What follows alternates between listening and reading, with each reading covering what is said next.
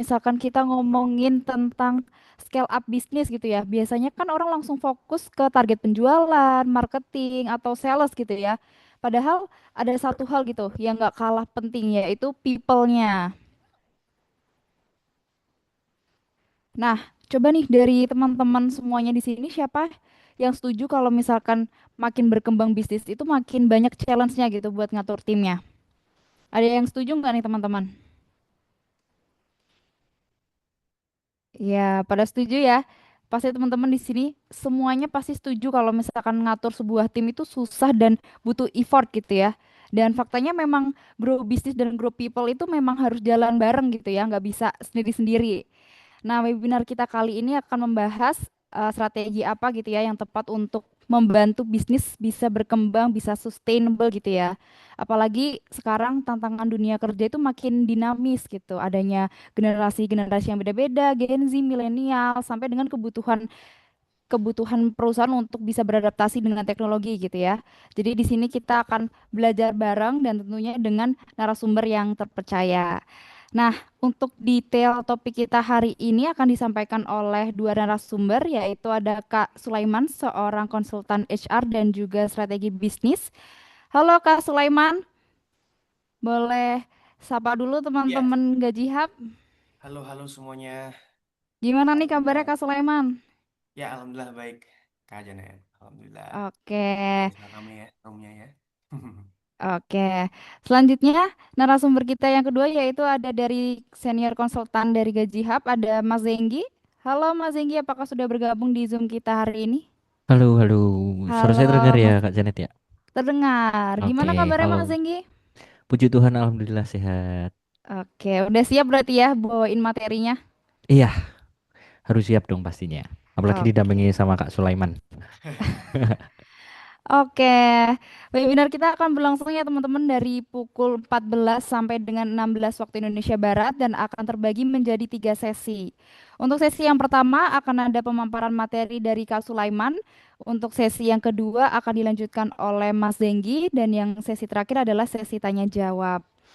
Sebelum masuk ke sesi yang pertama, aku mau ngingetin ke teman-teman kalau misalkan kita punya banyak benefit dari webinar kita hari ini, yaitu ada berupa soft copy materi, e-certificate, saldo e-wallet bagi penyayang aktif, kemudian ada voucher diskon 40% berlangganan Gaji Hub, dan juga free konsultasi dengan praktisi. Nah, teman-teman kalau misalkan mau dapat benefit-benefit tersebut, teman-teman wajib mengisi tiga formulir, yaitu formulir pendaftaran, yang teman-teman sudah isi ya sebelum mengikuti webinar kita hari ini. Kemudian nanti ada formulir presensi dan juga formulir feedback. Untuk formulir presensi dan feedback nanti akan dikirimkan oleh tim Gajihab melalui kolom komentar. Oke, tanpa berlama-lama lagi ya, kita akan masuk ke sesi yang pertama yaitu pemaparan materi yang akan diisi oleh Kak Sulaiman. Kak Sulaiman, apakah sudah siap? Oke, berarti langsung ya. Iya. Sip, boleh, boleh, boleh. Oke, kalau gitu waktu dan tempat dipersilakan ya Kak Sulaiman. Ya, oke, oke, oke. Oke, Bismillahirrahmanirrahim. Assalamualaikum warahmatullahi wabarakatuh. Selamat siang semuanya ya. Selamat siang, dan salam kenal. Nanti di materi saya akan coba sedikit kenalan dulu lagi lebih dalam. Jadi izinkan saya share screen ya, teman-teman semua. Oke, kelihatan? Sudah Oke, kelihatan Kak Sulaiman. ya. Ini jujur hashtag ke 989-nya saya ngasal aja. Saya nggak tahu ini gaji hub yang keberapa. But it's okay lah, gaji hub talk ya. Baik, people, grow business. Strategi HR untuk scale up bisnis. Baik, kenalin semuanya. Nama saya Rizka Sulaiman, seorang bisnis consultant. Topik yang biasa kami perdalam itu di bidang HR ataupun di sistemasi bisnis ya. Jadi banyak klien-klien kami, baik itu UMKM ataupun corporate yang ya akan diskusi tentang banyak hal itu. Jadi nanti konsultan itu ngapain ya? Konsultan itu kurang lebihnya kita akan ngobrolin tentang HR, sistemasi bisnis, sampai mungkin strategi bisnisnya gitu ya. Nah, ada nanti bentuknya hanya konsultasi, one on one aja per sesi, ada yang mungkin minta pendampingan setengah tahun, 1 tahun untuk topik-topik tertentu yang mana eh, apa namanya tujuannya pendampingan sama konsultasi apa mungkin untuk yang belum tahu. Jadi pendampingan itu nanti jadi kita nyiapin orang untuk transfer knowledge dan sampai kepada people di perusahaan itu ready to applicate the topics gitu ya tanpa ada konsultan lagi di dalamnya. Cuman kalau yang konsultan pure itu biasanya kita datang grabbing data nanti store apa nih kita bikin KPI-nya atau kita bikin sistemnya pun sistem operasional atau sistem HR dan seterusnya itu. Jadi kalau HR tuh bisa dikatakan jasa untuk membangun ya. Kalau mungkin dalam konstruksi kalau orang-orang teman-teman tahu ya HR itu developernya kayak gitu.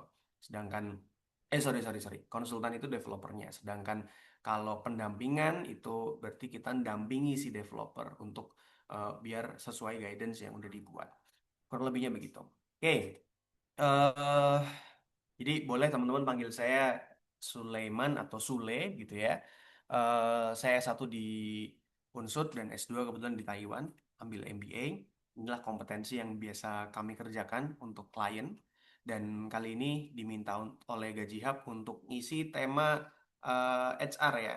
Karena audiensnya ternyata mix antara HR dan juga bisnis, maka materi ini akan lebih banyak bersinggungan terkait HRBP atau HR Human Resource Business Partner. Nah, eh cuman sebelum itu yang namanya HRBP, yang namanya bisnis gitu ya, apalagi banyak peserta yang katanya ternyata bisnisnya itu masih di level kecil atau level menengah gitu ya. Nah, maka sebelumnya eh kita harus tahu dulu, kita harus tahu apa kita tuh mau kemana dan di mana. Jadi saya akan pakai analoginya Google Map ya. Analogi Google Map itu kita itu ketika menentukan tempat kita gitu ya, ketika menentukan kita mau kemana, kita mau di mana, itu nanti Google Map juga akan ngasih rekomendasi nih ya. Rekomendasi itu kita mau lewat jalur ini yang rekomendasi utama atau kita mau pakai jalur lain. Jadi ada alternatif jalur gitu ya. Jadi ketika misalkan kita mau berbisnis atau sebagai HR mau memperbaiki perusahaan, kita itu selain menentukan goals-nya, kita tahu akan mau kemana, kita juga perlu menentukan kita mau lewat jalur yang mana. Karena sebenarnya tidak ada jalur pasti dalam hal memanage manusia dan tidak ada jalur pasti juga dalam hal untuk apa namanya? Sorry, saya cek dulu suara saya jelas nggak ya? Kurang Jelas, keras Pak. Jelas, atau Pak. Jelas. oke jelas oke. Thank you. Jelas, cuman di tempat saya agak kecil apa telinga saya karena perjalanan jauh ya. Saya kurang paham. Coba saya perdekat lagi begini kali ya. Ini gimana kalau suaranya begini? Jelas, Mas. Jelas? Udah makin keras belum ya? Oke. Oke, nanti kalau misalkan ternyata masih kurang jelas, saya akan coba untuk eh pakai apa namanya mikrofon ya. Oke, teman-teman. Jadi izin lanjut dulu. Bisnis atau HR kita harus tahu arahnya kemana. Jadi banyak banget alternatif dan tidak ada jawaban pasti ya. Tidak ada jawaban pasti. Jadi misalkan em, ditanya problemnya adalah turnover tinggi, misalkan begitu. Kita nanya ini tuh.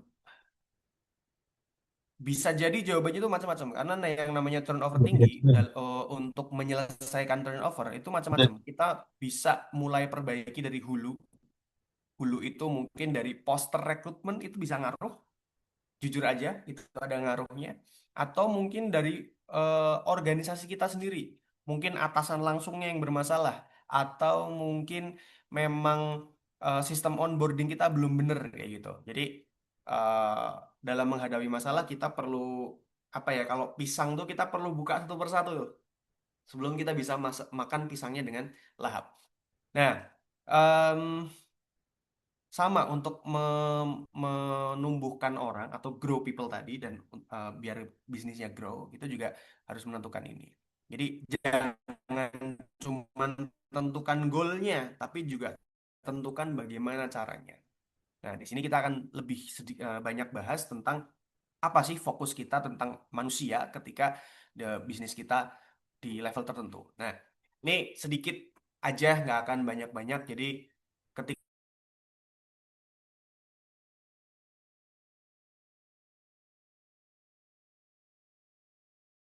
HR kita itu, atau sorry, bukan HR, perusahaan tempat kita bekerja atau perusahaan yang sedang kita tumbuhkan, sedang kita kembangkan, itu di level mana? Karena minimal di Indonesia itu kita kenal di 3 level, tambah 1+1. Level mikro, kecil, menengah, plus satunya adalah level besar atau corporate, kita bahas bagi corporate. Cuman sebetulnya di usaha menengah yang mana omsetnya itu 15 sampai 20 M ini, itu ada batasan lagi nih. Biasanya di level 15 sampai 30 M atau 35 M itu punya karakter yang berbeda dengan yang omsetnya itu 30-35 M-an ke 50 M. Angka tengah-tengahnya ini emang belum spesifik karena emang belum ada penelitian yang membuktikan itu. But dari pengalaman yang saya dapat itu karakternya akan banyak berbeda. Maka teman-teman yang di sini coba, saya penasaran, coba ketik di kolom chat ya, perusahaannya sekarang, tempat bekerja atau yang sedang dikembangkan sebagai pengusaha, itu sebenarnya lagi di level mana kalau kita lihat dari jumlah omsetnya. Level mikro, kecil, menengah, atau sudah corporate? Silahkan boleh di kolom chat. Kecil, oke, kecil. Berarti di bawah 2 M ya, oke. Oh, kalau kecil di bawah 15 M, oke. Ada yang mikro, oke. Ada yang lain? Menengah, oke. Terus boleh tahu juga nggak, teman-teman ini bertindak sebagai HR atau sebagai owner? Atau manajemen mungkin? Silakan. HR, oke. Ada yang nano juga. Nano itu berarti ya levelnya mikro, mikro, mikro awal banget lah ya. Oke, HR. Mhm. Oke, rata-rata sebagai HR. Oke, ada yang HRGA. Oke, oke, sebagai HR. Berarti nanti mungkin POV-nya akan lebih banyak tentang HR daripada owner. Karena yang ngaku di sini ngakunya HR semua ya. Kalau ngakunya owner nanti diskusinya akan lebih banyak tentang ke owner. Oke, sebagai HR, thank you jawabannya ya. Baik, nah sebagai HR, tantangannya kan beda-beda nih tiap level perusahaan gitu ya. Maka kita harus tahu nanti, kita akan mengembangkan itu fokusnya ke mana. Untuk level-level yang mungkin di level menengah, tadi ada yang 10 M bahkan malah ya 10 M ke atas, itu berarti di level menengah yang pertengahan. Sebenarnya ada kategori lagi, tapi ini yang pakai Amerika. Itu berdasarkan jumlah karyawannya kayak gitu. But karena waktunya singkat, kita nggak akan berlama-lama untuk urusan ini, survei-surveian. Saya asumsikan teman-teman semua sudah sesuai dengan kriteria secara omsetnya aja kita lihat di situ dan kita fokus. Oke, kalau misalkan rata-rata di sini di level kecil dan di level menengah, ada beberapa yang masih di level mikro dan level apa bahkan ada yang ngakunya nano karena mungkin masih awal-awal banget gitu ya, secara omset masih sangat dirasa sangat kecil. Maka setelah itu adalah kita harus tahu pentingnya manajemen. I believe that saya percaya bahwa teman-teman di sini karena memang sudah sebagai HR dan sebagai manajemen, maka sudah aware tentang pentingnya manajemen. Yang mana menstabilkan, mengefisiensikan, membantu mengambil keputusan, terus meningkatkan daya saing. Nah, ini memang pentingnya manajemen. HR sendiri fokusnya di banyak perusahaan pasti sebagai supportingnya ya. Supporting, jadi wah 84 karyawan, lumayan besar, lumayan besar. Ini paling tidak HR-nya minimal ada 2 sampai 3 orang nih. Itu minimal. Kalau misalkan masih dipegang 1 orang itu luar biasa. Orangnya ini luar biasa. Jadi Kak Edi Sutarmun ini luar biasa. Kalau seorang sendiri, kalau punya tim ya itu minimalnya di 2-3 orang. Oke, lanjut ya.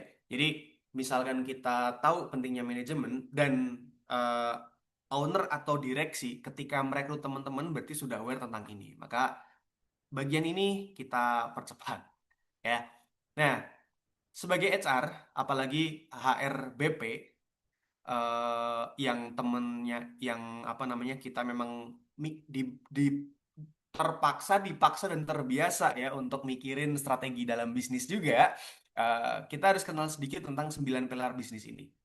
9 pilar bisnis ini, jadi ada produksi, SOP atau sistem ya, operasional, marketing, ada finance, HR, leadership, legal, vision, sama CRM. Nah, HR itu ternyata bukan cuman megang di sini. Kalau kita sebagai HRBP, ya HRBP, kita itu megang di sini, megang di sini, megang di sini juga. Kalau HRGA itu kita juga beberapa akan megang di sini. Betul ya? Dan parahnya, saya pakai pakai kata parah dulu, nanti di belakang saya akan kasih konfirmasi kenapa. Parahnya ada beberapa yang megang ini juga nih, atau megang ini. Nah, cuman prinsipnya, kalau HR itu kita megangnya minimal di dua ini. Mentok-mentok kita bantu ini. 3 nih udah, HR pure, khususnya HRBP. Gitu ya. Nah, kenapa tadi saya bilang parah gitu ya? Karena ada beberapa owner atau manajemen yang memang sedikit mencampur adukan tugas karena antara mungkin belum paham atau mungkin melihat potensi dari individunya, akhirnya dicoba untuk memaksimalkan dua itu. Tapi prinsipnya seorang HR, khususnya HRBP, itu kita harus sudah selesai dengan masalah ke HRM-an ya, terus masalah leadership building kita harus punya juga di sini, dan kita harus bisa bantu perusahaan untuk menyelesaikan urusan visi misinya.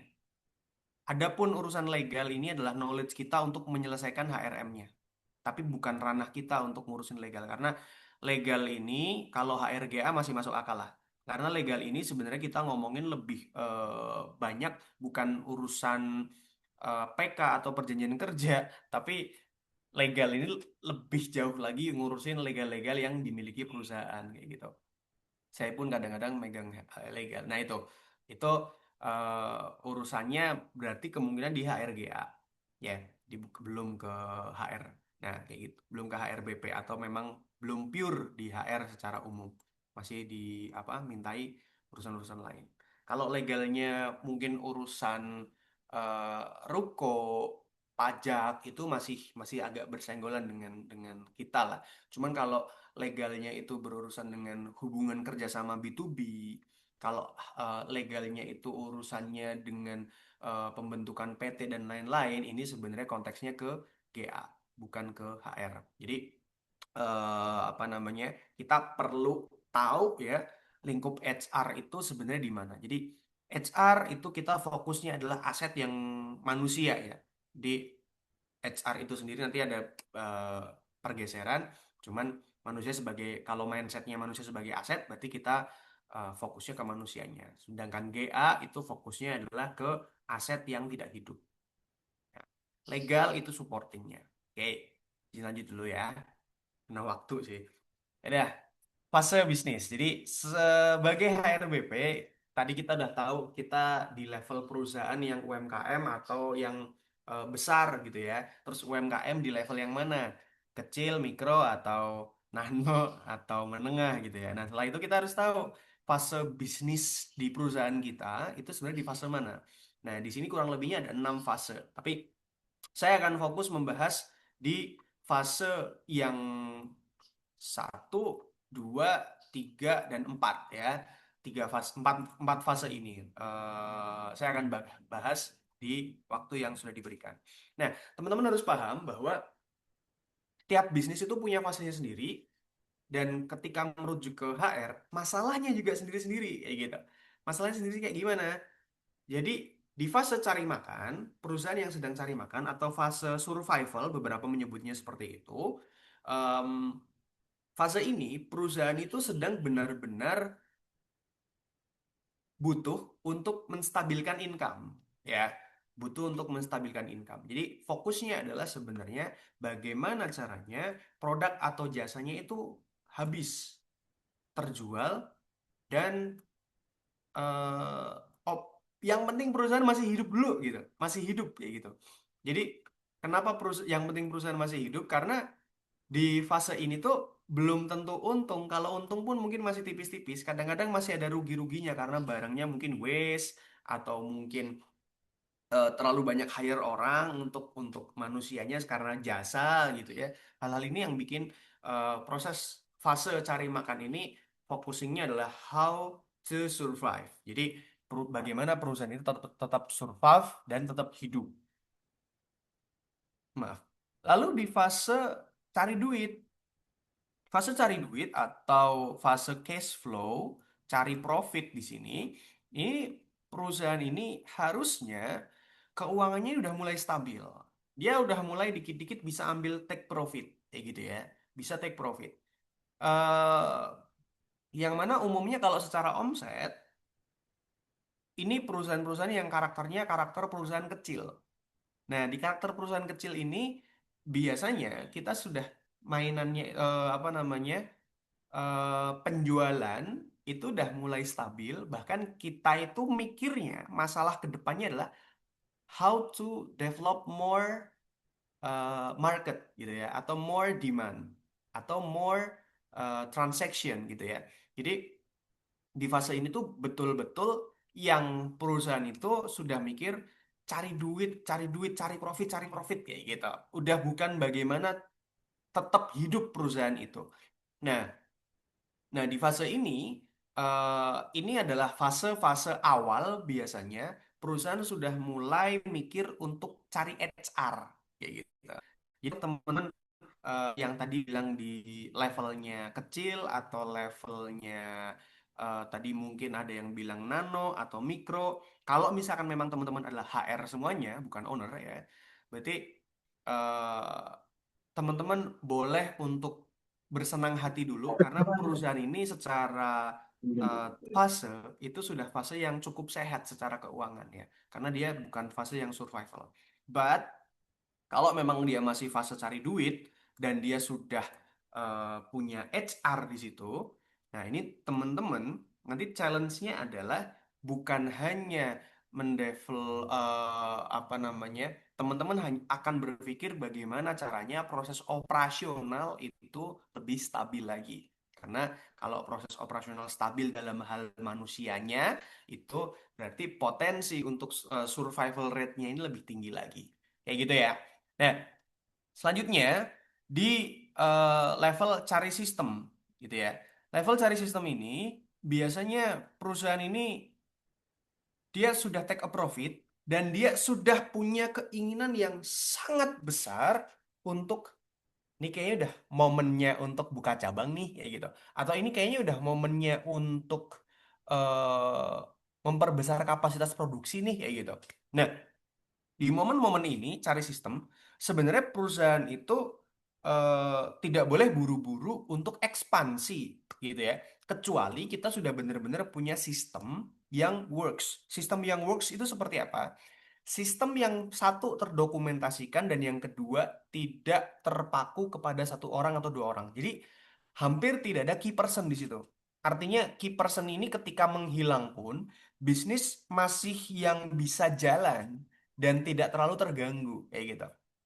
Eh di fase ini teman-teman HR akan dihadapkan dengan bagaimana membantu sistemasi bisnis, menstandarkan cara rekrutmen, menstandarkan sistem penilaian karyawan. Jadi pokoknya kita akan bicara soal sistem nih.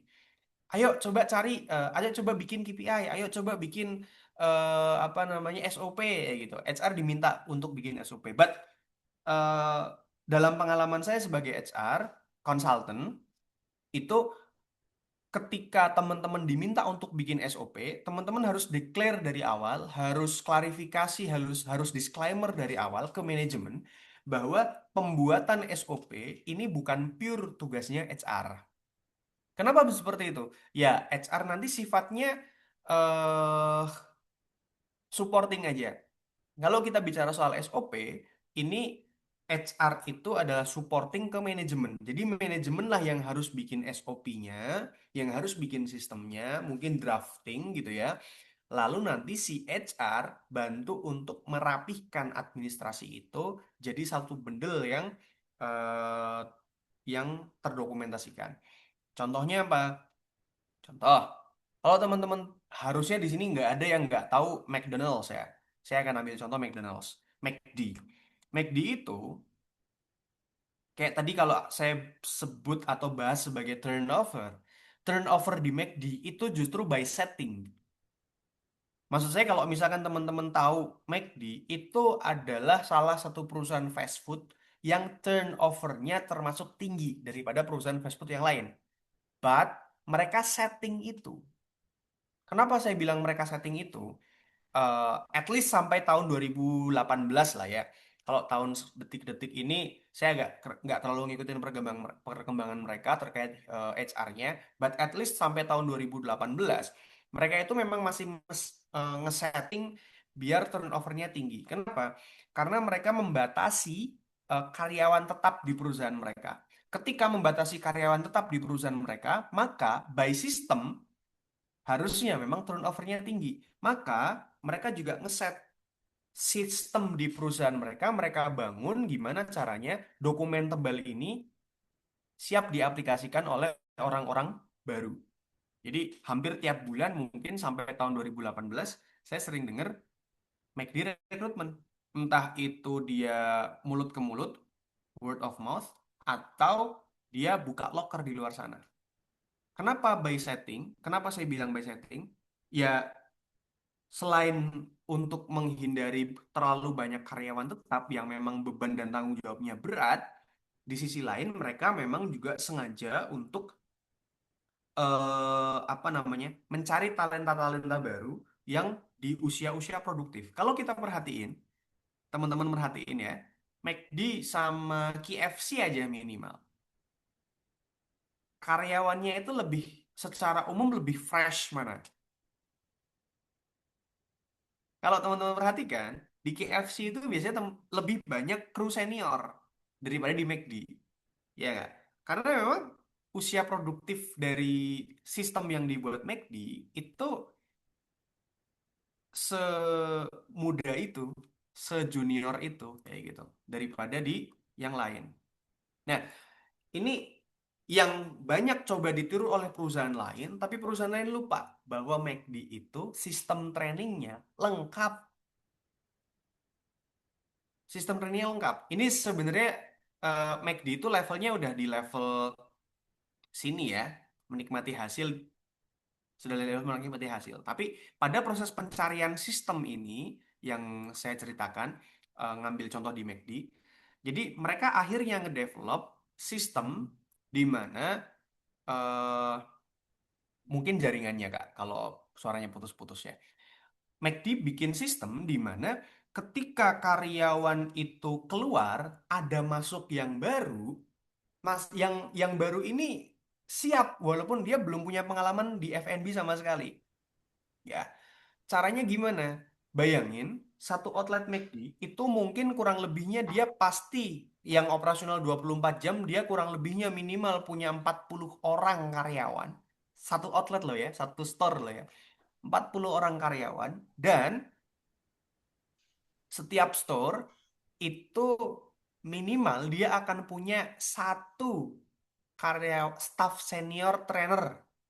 Jadi staff senior yang dia juga sudah certified oleh internal McD untuk menjadi trainer. Trainer ini tugasnya apa? Ya trainer ini tugasnya adalah untuk melatih orang-orang baru. Kayak gitu. Nah, tadi ada satu kata kunci, sertifikasi. Jadi di internal McD mereka juga bikin sertifikasi untuk si internalnya dalam rangka ini mencari talent. Jadi kasus McD ini agak nyenggol-nyenggol banyak fase ya. Oke, lanjut. Jadi fase cari sistem nanti teman-teman akan dihadapkan kalau HR di perusahaan akan dihadapkan kepada perusahaan-perusahaan yang mungkin 3 bulan sekali, setengah tahun sekali itu berusaha ganti sistem atau aturan.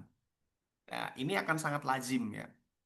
Jadi karena memang di perusahaan besar pun sistemnya masih akan terus berkembang. Tapi di perusahaan yang sedang di fase cari sistem, biasanya itu kategori atau golongannya dua nih kalau untuk para HR. HR nih dibebankan untuk membuat sistem, contohnya job desk dan lain-lain, atau membuat dari nol atau memperbaiki. Nah, ini. Jadi fase ini ya, fase cari sistem ini biasanya perusahaan sedang melakukan yang namanya OD atau Organizational Development. Kayak gitu. Nah, nanti selanjutnya di fase talent ini HR nanti biasanya sudah terpecah-pecah. Kalau di fase cari sistem nanti biasanya bentuknya adalah HR generalis gitu ya. Semua orang harus bisa melakukan semuanya. Di cari talent ini biasanya perusahaan butuhnya udah HR spesialis, spesialis rekrutmen, spesialis training, spesialis nanti mungkin di tim HR ada juga yang legal atau nanti mungkin spesialis OD atau spesialis value dan seterusnya dan seterusnya. Ada banyak banget. Jadi industrial relation dan seterusnya. Jadi di fase cari talent ini divisi itu pasti sudah akan sangat berkembang karena sistemnya udah jelas, siapa yang akan mengoperasikan udah makin banyak, udah butuh makin banyak orang dan apa namanya kapasitas perusahaan emang udah makin besar di fase cari talent ini. Jadi kalau kita geser di fase cari talent, ini biasanya adalah perusahaan-perusahaan yang umumnya di perusahaan level usaha menengah ya, usaha menengah yang sudah hampir ke besar. Jadi mereka harus mulai menyiapkan talenta-talenta yang sifatnya fokusnya adalah ke leadershipnya. Kayak gitu. Baik itu internal training atau proses semacam headhunting. Kayak gitu. Nah, kalau di fase berkembang, ini ketika sudah fase cari talentnya ini sudah oke, perusahaan akan mulai ngelirik nih untuk buka cabang atau buka unit bisnis baru. Kayak gitu-gitu perusahaan udah mulai ngelirik. Nah, di fase ini sudah masuk, biasanya sudah masuk fase korporasi. Makanya kita nggak terlalu banyak bahas di sini. Terus next di fase menikmati hasil. Menikmati hasil tuh ya contohnya ya udah real lah ya kayak Jarum, terus mungkin BCA, itu dia sudah mulai fase menikmati hasil.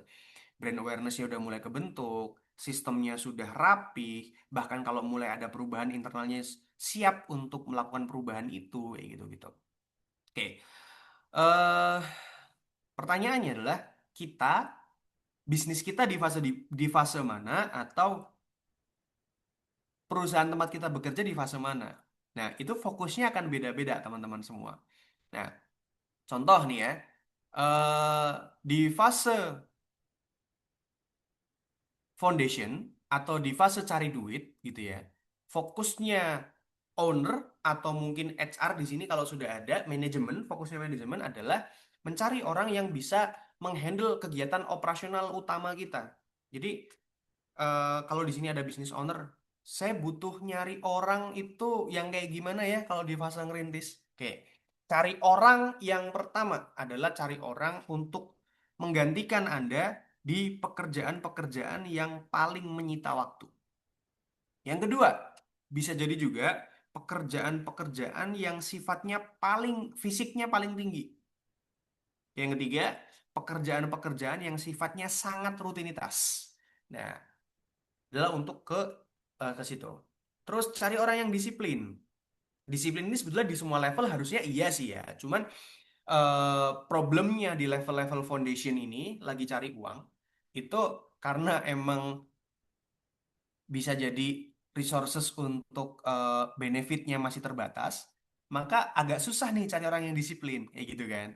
Nah, fokus kita ya ke situ. Caranya gimana? Salah satunya ya kalau interview dia datangnya on time. Ya kalau misalkan eh apa namanya di masa probation mungkin itu dia memang terlihat disiplinnya gitu. Saya selalu mencoba menerapkan sistemnya McD ya. McD itu ketika hiring orang nggak mungkin langsung jadi karyawan tetap umumnya. Mentok-mentok tuh dikontrak. Kalau di level operasional atau level operator di store itu bahkan dia punya masa probation sebelum probation. Gimana tuh? Enggak gitu. Jadi McD itu dia punya masa 3 sampai 7 hari training. Bukan training sih, masa tes di store itu. Tugasnya pasti simple. Umumnya akan dikasih tugas untuk handle area makan atau dining atau area floor ya. Dia akan diajarin pekerjaan sederhana kayak cara ngepel, cara bersihin meja, cara greeting ke customer kayak gitu-gitu. But setelah itu 3 sampai 7 hari pertama dia akan dilepas tanpa banyak komando. Nah, di situ kita bisa ngetes inisiatif dia, kedisiplinan dia, etos kerja dia. Kayak gitu. Nah, yang ketiga, kita perlu ketika kita udah tahu posisi apa yang akan kita lepas gitu ya. Kita udah tahu bagaimana cara kita nemu orang yang disiplin. Setelah itu coba cek skillnya. Skill tingkat entry atau intermediate sesuai level. Entry pastinya operator ya apapun itulah jenis usahanya. Kalau tadi saya pakai contohnya F&B di McD, berarti untuk cruise store itu nggak butuh atau nggak harus orang-orang yang udah pernah masuk di F&B. Orang-orang yang belum pernah pun boleh kayak gitu. Karena sistem dia tadi udah mampu ya. Nah, terus level pendidikan. Level pendidikan nggak harus tinggi ya di level di apa namanya fase bisnis ini. Karena fokus kita adalah bagaimana operator itu jalan dulu. Nah, nanti memang mungkin akan ada problem di mana klien ngeluh nih, Mas Sule, eh, saya tuh udah punya banyak loyalis. Kerja di tempat saya mungkin 3 tahun, 5 tahun, 10 tahun. Saya tuh kasihan kalau dia di level itu aja.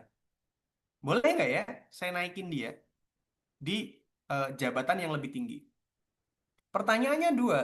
Yang pertama, orangnya mau apa enggak? Yang kedua, orangnya mampu apa enggak?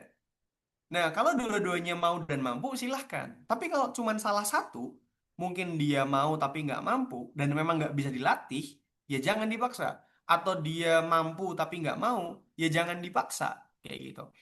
Nah, level selanjutnya, jadi mungkin di level foundation ini, kita at least mungkin SMP, SD gitu ya, atau SMA gitu. Kita lihat dari bentuk dan jenis pekerjaannya. Kalau contoh nih, teman-teman tahu perkebunan duren misalkan butuh orang untuk ngerawat kebunnya. Ya nggak harus SMA juga, yang penting dia bisa ngerawat kebun aja, ibaratnya kan begitu. Atau di level ada salah satu klien kami di bidang bakery, dia itu harus level minimal SMA dan lebih spesifik lagi minimal SMK Boga. Kenapa? Karena memang sistemnya belum siap untuk melatih dari nol untuk orang-orang yang belum pernah di bidang Boga. It's okay, kayak gitu. Kita sesuaikan dengan kemampuan kita. Toh sekolah Boga juga banyak yang memang membutuhkan partnership dan bisa untuk apa namanya kerjasama dengan mereka terkait SDM-nya, kayak gitu. Nah, di level SDM ini, HR juga bisa bantu ya, bisa bantu untuk membuatkan perusahaan visi misi yang menantang. Catatan keuangan yang lebih disiplin lagi. Mungkin bukan bidang HR, tapi HR bisa membantu komunikasi ke owner bahwa catatan keuangan harus lebih disiplin. Owner harus kita bantu semangati untuk menjaga konsistensi, upgrade skill bisnisnya, dan upgrade skill finansialnya. Kayak gitu. HR tetap fokus ke manusianya, but kasih semangat dan kasih support ke owner untuk update ini. Oke, yang kedua urusan cash flow. Cash flow ini fase yang kedua tadi, fase cari duit ya. Di fase cari duit, kita harus cari orang yang mulai bisa dipercaya untuk handle tim kecil. Mungkin tim 5 orang, 10 orang, atau 3 orang, ya gitu ya, tim kecil-kecil. Disiplin tentang alur kerja yang sudah dibuat. Bisa handle tim kecil ini artinya dia mungkin jadi kapten gitu ya. Dia mungkin jadi kapten di timnya atau jadi leader di timnya, ya gitu. Kalau pakai modelan FNB lagi, pakai gacoan misalkan ya, contohnya gacoan. Di gacoan itu ada leader floor. Leader floor itu adalah leader yang fokusnya ke area dining. Ada leader untuk kasir atau area administrasi. Ada leader untuk area dapur ya. Ini kalau saya tidak salah. Kalau saya salah boleh koreksi di kolom chat. Nah, leader-leader ini dia handle tim kecil dan dia tidak terlalu perlu skill yang tinggi terkait leadershipnya. Yang penting dia bisa komunikasi yang baik dengan orang-orang dan dengan timnya ya, dan dia juga disiplin tentang alur kerja. Jadi kalau misalkan kita kasih arahan eh, eh, alur kerjanya ya, misalkan di resto tadi, greeting dulu, baru tawarin urusan menu kayak gitu. Nah, dia akan disiplin soal itu. Ya, nah terus kalau misalkan untuk apa namanya eh punya inisiatif ini juga perlu. Jadi kita mulai di level ini, level cash flow ini, kita mulai nyari orang-orang yang punya potensi untuk kita kembangkan leadershipnya. Kalau di level sebelumnya, yang penting orang bisa kerja ya, di level ini kita mulai nyari orang-orang yang nantinya dia bisa berkembang sebagai leader di timnya, minimal di tim kecil itu. Kayak gitu. Dan ini susah kalau kita nggak punya ilmunya, gitu ya. Kenapa susah? Karena untuk tahu alur untuk apa ngecek dia disiplin alur kerja apa enggak, kita harus bikin sistem monitoring yang benar. Buat tahu dia inisiatif apa enggak, kita harus sering ngajak dia diskusi. Kayak gitu. Buat tahu dia bisa handle tim apa enggak, kita harus cek tuh dia selama ini. Kalau ketika handle tim seperti apa. Maka salah satu triknya adalah ajak dia atau kasih dia proyek-proyek kecil yang memang melibatkan beberapa orang. Kayak gitu. Kata kuncinya di situ. Oke, karena waktu izin saya percepat ya. Nah, di fase cash flow ini pastikan daya saing perusahaan itu udah mulai oke. Omset diledakkan terus, profit dinaikin terus. Owner terlibat pada sales dan marketing. Jadi owner tuh masih harus terlibat di sini. Nggak boleh di fase ini owner langsung keluar gitu ya, di fase cash flow. Oke, fase systematization atau tadi cari sistem. Singkatnya, kita mulai cari orang-orang yang capable untuk membantu proses sistemasi bisnis kita. HR ini biasanya ada dua. Dia akan nyari manajemen yang memang capable di sini. Jadi manajemen narik orang luar untuk masuk manajemen. Atau dia narik konsultan, seperti saya contohnya, untuk bantu proses sistemasi bisnisnya. Atau dia dan owner bahu membahu belajar otodidak untuk bikin sistem perusahaan. Ini tiga ini. Tapi prinsipnya emang perlu nyari, kayak gitu ya. Lalu daya adaptasi dan inisiatif yang tinggi. Di fase cari sistem yang tadi saya sebutin, perusahaan itu akan sering banget ganti sistem. Ya, maka kalau lagi melakukan psikotes, jangan nyari individu yang resisten pada perubahan. Kita bisa lihat salah satunya pakai tools Papi Kostik. Salah satunya ya. DISC juga sebenarnya bisa. Nah, intinya jangan nyari orang yang resisten pada perubahannya tuh rendah. Tinggi. Jadi dia harus orang yang adaptif. Karena emang sistem ini sedang bagaimana caranya sering berubah karena perbaikan-perbaikan terus kayak gitu. Nah, dedikasi tinggi ini merujuk kepada karena butuh lumayan banyak high effort untuk sistemasi ini gitu ya. Kayak gitu. Terus pembelajar yang kuat. Tadi relate-nya ke situ. Value sama loyalnya itu sesuai sama perusahaan. Jadi di fase ini kita udah harus mulai fokus kalau ada orang baru itu harus se-value sama perusahaan. Misalkan value perusahaannya itu Islami atau agamis, agama apapun lah ya. Nah, berarti cari orang-orang yang memang agamis kayak gitu. Jangan cari yang penting bisa kerja. Nah, ini akan fatal nih karena di fase-fase ini biasanya akan goyah kalau kita nggak bisa nyari orang yang se-value kayak gitu. Di fase ini fokusnya ke sistemasi, fokusnya untuk menduplikasi dan mendelegasikan wewenang, lalu menegakkan aturan yang tegas. Jadi di fase cari sistem, karena ketika kita membuat lembaran sistem, bagaimana caranya tim itu harus tegas, ya, harus tegas untuk apa namanya? Sorry, tim itu harus disiplin untuk menerapkan sistem itu. Kita sebagai manajemen dan sebagai HR harus tegas. Ketika sistem itu tidak dijalankan atau mereka seenaknya sendiri, nah kita harus punya aturan yang tegas. Punya konsekuensi yang tegas ke mereka.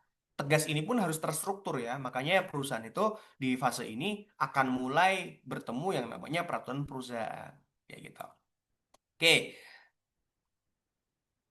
Nah, fase tim ini nyari tim atau membuat tim ini kita udah mulai bener-bener focusingnya adalah develop manajemen.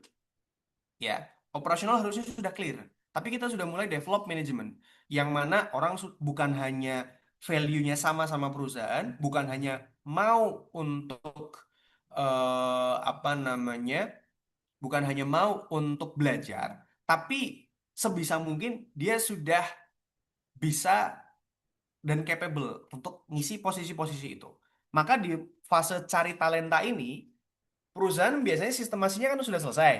Maka program-program semacam MDP atau manajemen trainee gitu ya, itu sudah terbentuk semuanya, sudah mulai rapi, sudah mulai dijalankan. Di fase ini mungkin untuk urusan MDP masih developing, tapi harusnya sudah mulai berjalan.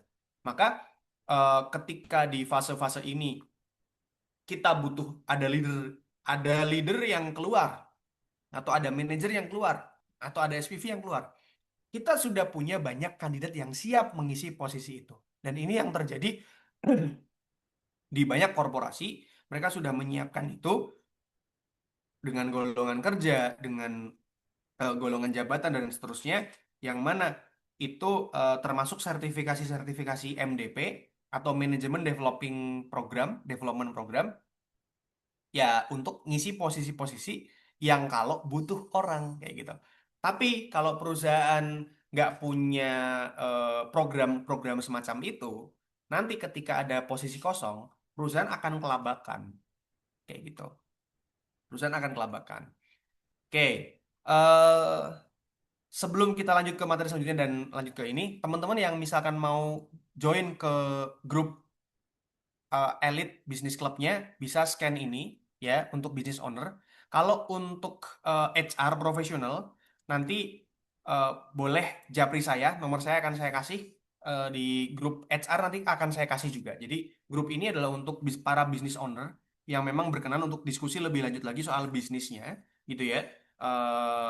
Dan untuk diskusi di grup kita akan free selamanya kecuali nanti ada program-program yang ingin kita terapkan secara private, itu akan beda cerita, but intinya seperti itu. Kalau teman-teman HR yang memang berkenan untuk diskusi atau memang pengen punya grup HR yang apa namanya lebih spesifik, itu nanti bisa japri ke saya gitu ya. Nah, ini adalah beberapa klien yang sedang saya dampingi. Mungkin ada beberapa nama yang cukup besar, tapi prinsipnya semua level bisnis atau semua level perusahaan itu sebenarnya bisa didampingi dan punya apa namanya tantangan sendiri-sendiri. Tertinggal nanti kita sebenarnya kebutuhannya seperti apa dan apa namanya apakah butuh konsultan apa enggak. Karena kalau saya sendiri sebenarnya lebih cocok dengan perusahaan kalau bisa nggak punya konsultan. Tapi kalau emang butuh, ya silahkan cari konsultan yang memang cocok dengan kebutuhan perusahaan. Mungkin cukup sekian. Saya kembaliin ke Kak Janet. Thank you. Nanti kita lanjut di sesi tanya jawab. Wassalamualaikum warahmatullahi wabarakatuh. Oke, terima kasih banyak ya Kak Sulaiman untuk materinya. Tadi materinya juga menyadarkan kita gitu ya bahwa pertumbuhan bisnis itu sangat dipengaruhi oleh kemampuan owner dan juga HR gitu ya dalam membangun sistem dan juga mengembangkan people-nya, timnya gitu ya. Ya, Jadi baik owner, baik HR maupun manajemennya juga harus paham gitu ya posisi dan kondisi bisnisnya seperti apa gitu. Jadi nggak cuman fokus di target aja gitu ya. ya Kak Sulaiman. Oke, kalau gitu selanjutnya kita akan masuk ke sesi yang kedua ya. Mungkin buat teman-teman yang sudah ingin bertanya, bisa disimpan dulu pertanyaannya, nanti akan bisa disampaikan setelah sesi yang kedua ya. Untuk sesi yang kedua kita akan dibawakan oleh Mas Zenggi, tapi sebelum itu kita akan menyaksikan terlebih dahulu video singkat dari Gaji Hub.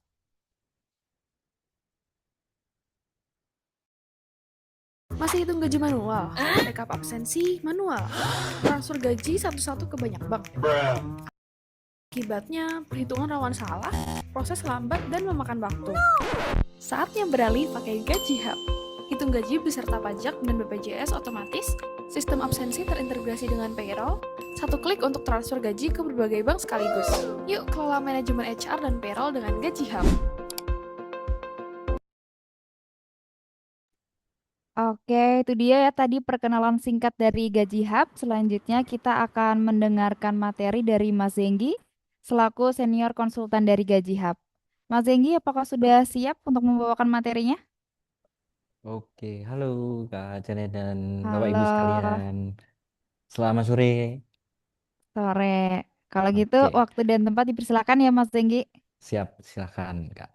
Oh ya, Kak Janet boleh minta tolong untuk dibantu ya Kak ya untuk share screen-nya. Oke, sebentar ya Mas. Siap.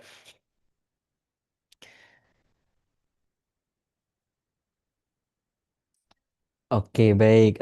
Sebelumnya Bapak Ibu, apakah masih semangat dan masih siap untuk mendengarkan terkait dengan materi saat ini seperti itu?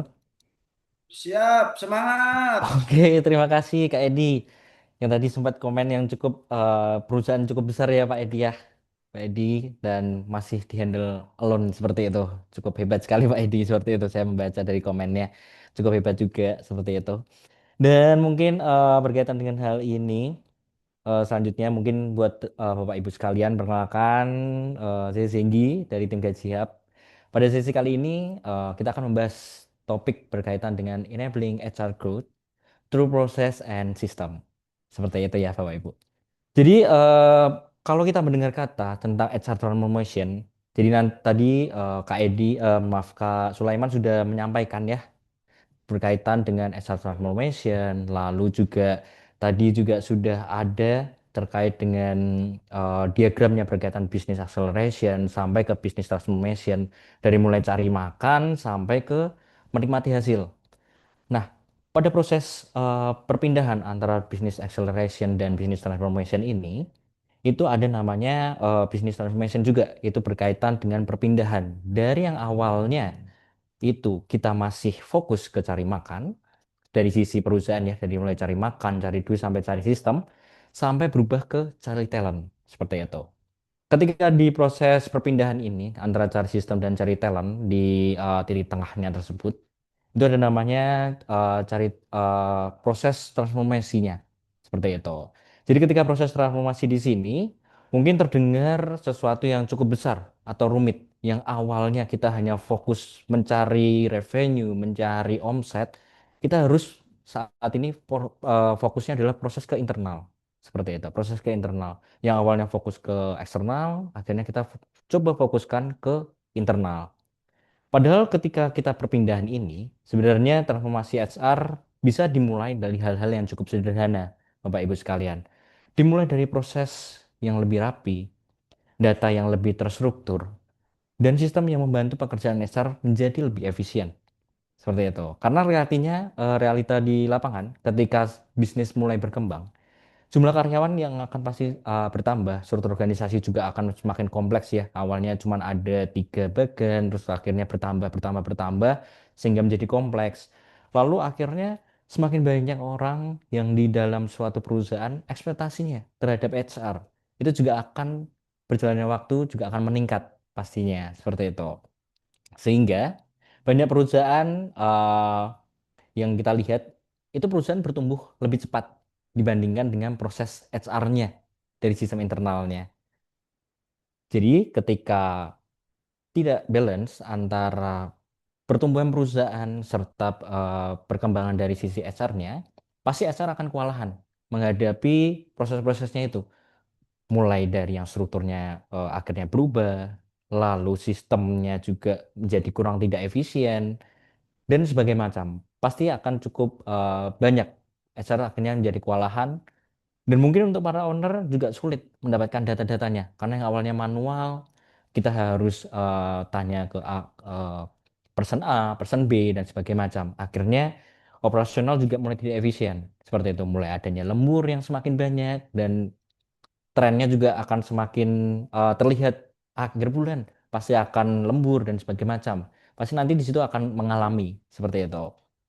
Nah, di sini kita akan bahas juga bagaimana proses dan sistem itu menjadi pondasi agar HR mampu tumbuh bersama atau beriringan dengan bisnisnya juga semakin berkembang. Seperti itu. Mungkin boleh next, Kak Jenny. Baik, jadi di sini tantangan SDM saat ekspansi. Kalau teman-teman atau Bapak Ibu sekalian lihat seperti itu atau yang sudah pernah mengalami ya, seperti itu. Absensi, kita bicara tentang absensi dahulu. Ketika absensi, yang awalnya bisa dicek manual, yang jumlah karyawan masih cukup kecil ya, kita bicara mungkin 10, 15, 20 seperti itu, masih mampu untuk dicek manual. Payroll-nya juga masih manageable. Komunikasi juga masih cepat ya antar tim karena belum terlalu besar. Jadi cukup tektokan dengan lead-nya. Seperti itu antara lead A, lead B, komunikasi, akhirnya mendapatkan sinkron seperti itu.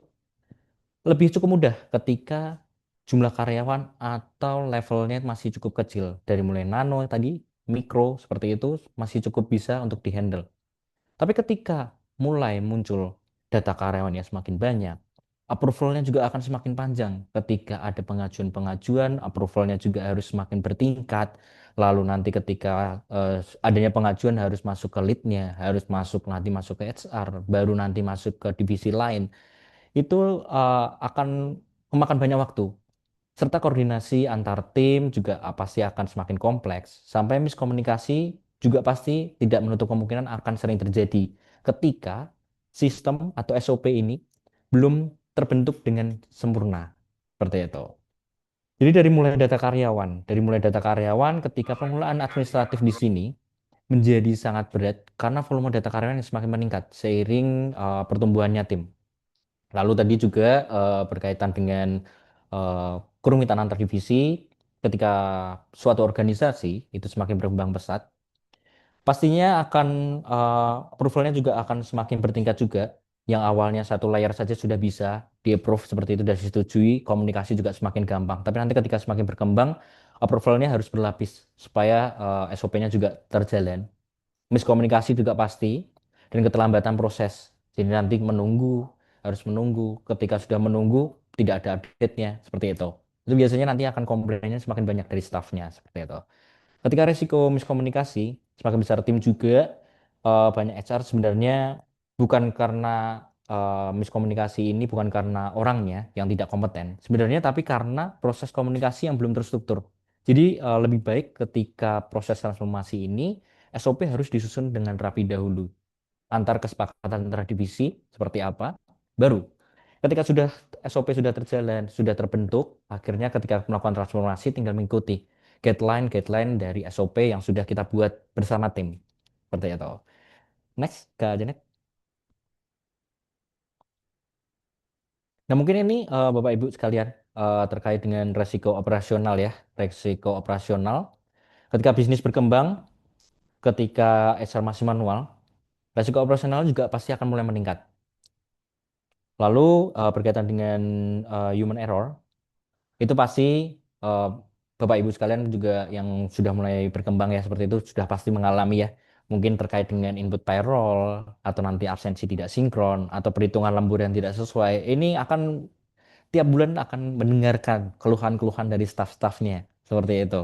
Jadi hal ini ya tidak menutup kemungkinan pasti akan terjadi seperti itu. Itu adalah learning kita sebagai HR atau learning dari tim HR ketika adanya perpindahan seperti itu dari yang awalnya manual menjadi tersistem. Lalu proses kerja menjadi lambat karena yang awalnya data masih by Excel by chat seperti itu, email atau file-file yang berbeda. Jadi kita harus sinkron dahulu, ngecek lewat Excel A, lewat Excel B, lalu nanti ketika tidak sinkron harus chat dahulu. Bahkan ketika nanti ada strukturnya harus melalui email, tidak boleh berkomunikasi by WhatsApp karena WhatsApp sifatnya adalah privacy, harus melalui email dan sebagainya macam. Ini cukup memakan banyak waktu seperti itu sehingga proses kerja akan menjadi semakin lambat seperti itu. Dan di sini juga ada yang namanya adalah ketergantungan dengan SDM. Mungkin Bapak Ibu sekalian yang masih proses seperti itu ya, proses di sini. Jadi akan terlihat operasional ketika lambat atau bahkan bisa berhenti ketika orang andalan atau key person tadi sempat disampaikan oleh Kak Sulaiman seperti itu ya. Ada key person yang tiba-tiba mendadak cuti atau mengundurkan diri. Nah, di sini itu adalah menjadi hambatan juga Bapak Ibu sekalian.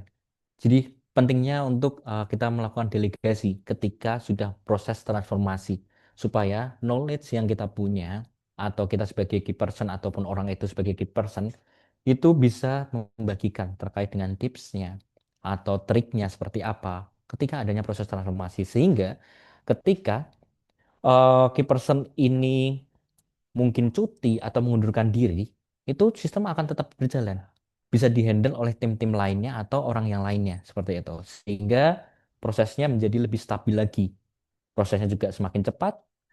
Lalu ketika misalkan key person ini resign ataupun mengundurkan diri, pasti akan ada resiko terkait dengan pergantian sistemnya.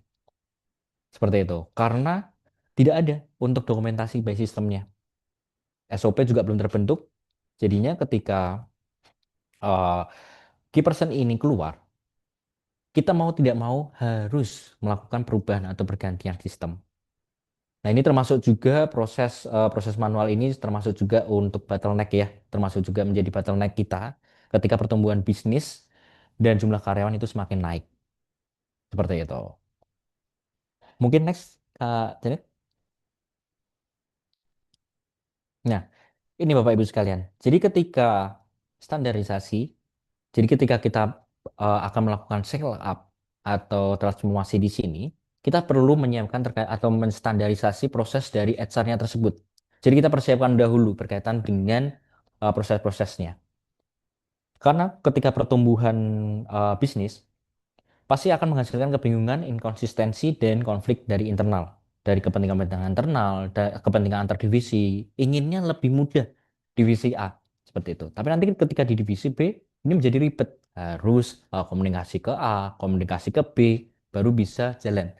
Seperti itu. Sehingga konflik internal ini pasti akan terjadi juga ketika nanti proses scale up. Maka perlu terkait dengan standarisasi proses SR-nya di sini, seperti itu. Jadi SR untuk pertama kali mungkin kita harus menyusun terkait dengan SOP-nya supaya jelas agar seluruh staff itu memahami alurnya seperti apa. Prosedur ketika melakukan pengajuan-pengajuan ataupun ketika berproses untuk daily task-nya itu sudah ada prosedurnya seperti apa. Serta tanggung jawab dari HR-nya sendiri, baik itu nanti menjadi spesialis ya. Tadi ada spesialis berkaitan dengan rekrutmen, lalu spesialis berkaitan dengan eksternal dan sebagainya macam. Ketika sudah ada standar-standarnya, mereka sudah mengetahui terkait dengan tanggung jawab masing-masing di perusahaan. Akhirnya bisa tumbuh bersama. Seperti itu. Sehingga mengurangi terkait tadi berkaitan dengan konflik-konflik internal. Seperti itu. Lalu di sini juga perlunya workflow secara konsisten. Membangun sistem kerja secara berulang dan terukur itu dapat memastikan setiap output yang dihasilkan memiliki kualitas serta standar yang seragam. Sehingga kita dapat mengukur. Kita bicara untuk tasnya seperti itu ya, tas untuk departemen, misalkan kita bicara tentang departemen marketing.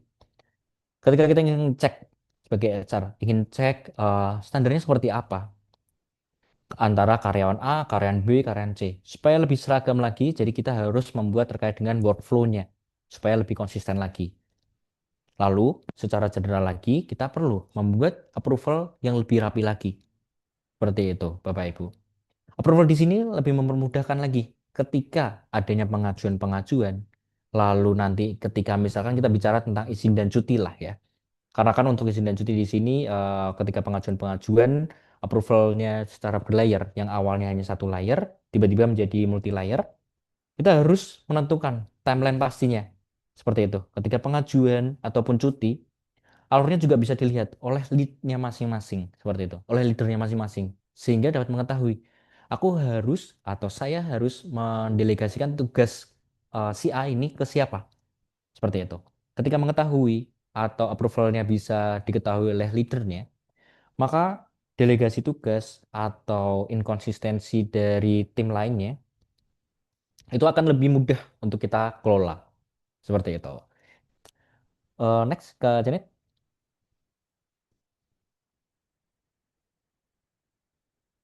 Nah, ini teman-teman atau Bapak Ibu sekalian. Konsistensi and compliance dalam organisasi. Jadi ketika proses semakin berkembang ya, jadi ketika proses semakin berkembang, perusahaan semakin besar, kita harus tetap menjaga konsistensi dan compliance-nya. Karena HR bukan hanya soal people-nya, tapi juga berkaitan dengan regulasinya. Lalu mungkin dalam regulasi di sini akan mencangkut payroll nih, BPJS-nya, pajak, hingga hubungan antar eksternal, baik nanti dengan eksternal tim seperti itu, ataupun nanti dengan rekanan-rekanan dari perusahaan kita. Kalau dari proses CSR-nya tidak konsisten, resikonya bukan hanya internal saja, Bapak Ibu sekalian, tapi bisa berdampak juga ke hukum, seperti itu. Dan ketika misalkan eh, ketika adanya proses payroll semakin bertingkat, jumlah karyawan, lalu tadi berkaitan dengan omset dan sebagainya macam, pasti kan ada regulasi-regulasi berkaitan dengan pajak ya Bapak Ibu sekalian. Nah ini kita ketika kita tidak siap dengan hal tersebut, pasti akan melanggar berkaitan dengan regulasi-regulasi ini. Seperti itu. Kita bicara baik hukumnya seperti itu. Jadi adanya spesialis dari segi legal ini akan membantu juga di kita sebagai mitigasi terkait dengan pelanggarannya supaya tidak ada kesalahan dari administrasinya dan terkait dengan kejelasan informasi juga akan lebih jelas lagi seperti itu karena kan sudah dihandle oleh spesialisnya sehingga terdokumentasi dengan baik lalu prosesnya juga dapat dibantu oleh antar tim legal sehingga ketika nantinya amit-amitnya kita bicara ada ketidaksinkronan antara dari sisi kita bicara dari kementerian dan sebagainya macam ya ketika kita akan mencari terkait dengan dokumennya itu lebih mudah lagi seperti itu berkaitan dengan approval lalu nantinya misalkan terkait dengan legalitasnya itu juga sudah mudah ketika informasi-informasi ini sudah terdokumentasi dengan baik seperti itu. Dan dari segi internal juga nantinya ketika ada pertanyaan, approval ini siapa yang menyetujui atau data ini berasal dari mana, semua sudah mudah kita carinya. Seperti itu. Jadi tidak memakan waktu yang cukup banyak. Next, Kak Janet. Ini teman-teman dan Bapak Ibu. Jadi cukup penting ketika visibilitasnya data-data yang berkaitan dengan SDM ya. Kita bicara dari segi internal. SDM ini untuk membuat keputusan yang lebih tepat lagi. Jadi ketika datanya, kita bicara tentang approval dahulu lah, cuti, payroll, dan sebagainya macam. Ketika data real time, 100% real time saat itu, maka berkaitan dengan produktivitas juga akan lebih meningkat lagi. Karena kita tidak perlu cek satu persatu. Seperti itu ya. Tidak perlu cek satu persatu karena kita fokusnya adalah tinggal fokus ke SDM-nya saja. Karena yang sifatnya dulunya manual berkaitan dengan pengajuan-pengajuan, approval, dan sebagainya macam sudah di-handle by system. Seperti itu. Sehingga produktivitasnya tim HR lebih fokus ke bagian SDM-nya. Pengembangan. Memperjelas terkait dengan visi dan misinya. Value perusahaan ini sudah sesuai atau belum? Seperti itu. Jadi kita produktivitasnya lebih jelas lagi. Seperti itu. Lalu berkaitan misalkan nanti di 1 atau di 2 minggu seperti itu pasti ada report dan sebagainya macam. Dari tim HR juga bisa memberikan insight ke sisi perusahaan. Berkaitan dengan insight ini juga, tadi sempat juga di-mention dari Kak Sulaiman berkaitan dengan turnover atau berkaitan dengan lembur. Ketika kita sudah memiliki data yang real time, kita juga bisa menganalisisnya. Trennya pasti terjadi seperti itu. Tadi yang berkaitan dengan McDonald ya, seperti itu. Akan terlihat juga trennya seperti apa ketika ada turnover atau ketika masa apa harus dilakukan switch terkait dengan karyawannya atau nanti di masa-masa misalkan mungkin Bapak Ibu juga mengetahui ya mungkin bukan menjadi rahasia lagi seperti itu setiap kali adanya lebaran atau sebagainya macam pasti tingkat turnover atau nilai turnover cukup tinggi seperti itu karena sudah mendapatkan berkaitan dengan THR-nya dan sebagainya macam akhirnya turnover akan semakin tinggi. Nah, tren-tren ini ketika kita sudah bisa uh, terkait dengan berkaitan dengan data-data, kita dapat mengetahui dan bisa memitigasi terkait dengan misalkan ada turnover tiap di bulan apa, di tanggal berapa dan sebagainya macam. Seperti itu. Next, Kak Janet. Oke, baik. Jadi di sini juga sudah ada berkaitan dengan monitoring performa berkaitan dengan objektifnya. Jadi di sini lebih ke bagian penilaian dari sisi personal atau dari sisi staff-staffnya. Jadi sebenarnya data itu digunakan bukan untuk mengawasi dari sisi staff dari karyawannya seperti itu. Namun kita sebagai HR dapat memahami kondisi tim secara lebih adil dan transparan lagi. Mungkin berkaitan dengan KPI-nya lebih terukur karena kan kita bisa menetapkan terkait dengan target jelas seperti itu bagi perkaryawannya. Lalu keselarasan juga antara peran supaya juga bisa mencapai tujuan strategis dari sisi perusahaan. Lalu ketika KPI sudah terukur, kita bisa melakukan evaluasi. Evaluasinya juga objektif, seperti itu, menghindari bias personal dalam penilaian kinerja dengan mengandalkan terkait dengan metrik-metrik datanya, seperti itu. Dari proses evaluasi sehingga menghasilkan yang adil dan transparan ke semua staf, seperti itu. Lalu terkait dengan alur operasionalnya, itu pasti akan menyederhanakan terkait dengan alurnya. Seperti itu. Ketika menyederhanakan terkait dengan alurnya, dari mulai data diolah, dimonitor, lalu menghasilkan insight, sehingga dari sisi manajemen, atau mungkin Bapak Ibu sekalian sudah di level yang manajemen ke atas, seperti itu, akan memberikan keputusan yang lebih tepat lagi. Seperti itu, karena trennya sudah kita ketahui berkaitan dengan data-datanya. Seperti itu, bisa dilihat secara real time. Lalu juga berkaitan dengan pemantauan, lalu produktivitas. Jadi nanti berkaitan dengan ekspektasi, transparansinya, jadi lebih mudah dipantau seperti itu kan. Datanya kan real time ya, Bapak Ibu sekalian. Seperti itu. Lalu next. Jadi dari sistem mendorong. Jadi teknologi HR yang saat ini beredar di masyarakat ya seperti itu, SRIS kita sebutnya. Itu alat bantu strategis yang dapat membantu suatu organisasi itu berkembang pesat tanpa menambahkan kerumitannya seperti itu. Memungkinkan tim HR-nya itu lebih fokus tadi, lebih fokus ke bagian SDM-nya dan organisasinya daripada kita fokusnya lebih ke administratifnya. Seperti itu yang manual, rutin. Jadi yang rutin, yang manual dan sebagainya macam, biarkan sistem yang bekerja. Seperti itu. Kita hanya setting di awal sistem yang bekerja untuk daily-nya. Seperti itu. Tapi kita HR-nya hanya fokus lagi, jadi fokusnya kita pindahkan atau kita geserkan ke SDM dan organisasi supaya bisnis semakin berkembang pesat, value-nya juga semakin tertanam ke staff-staff lainnya atau ke employee-nya seperti itu ya. Sehingga perkembangannya juga akan semakin pesat dan selaras. Digitalisasi HR itu proses mengubah dari proses manual menjadi alur kerja yang lebih sistematis. Prosesnya lebih otomatis seperti itu. Prosesnya jadi mengurangi beban dari tim HR-nya pasti seperti itu. Lalu administrasi yang berulang biar dikerjakan by system. Pastinya ketika sudah dikerjakan by system itu akan lebih efisiensi dan akurasinya meningkat. Karena berkaitan dengan kita bicara tentang presensi. Ini kan tiap hari ya seperti itu. Daily task-nya terkait dengan karya employee masuk, absensi dan sebagainya macam itu akan otomatis direcord oleh by system. Lalu ketika penghitungan payroll, kita HR hanya sebagai monitor atau sebagai copilot kita bicaranya. Kita hanya memantau, melihat terkait dengan absensinya. Sistem sudah menghitungkan berkaitan dengan payroll, penghitungannya seperti apa, dan laporannya sudah terbentuk.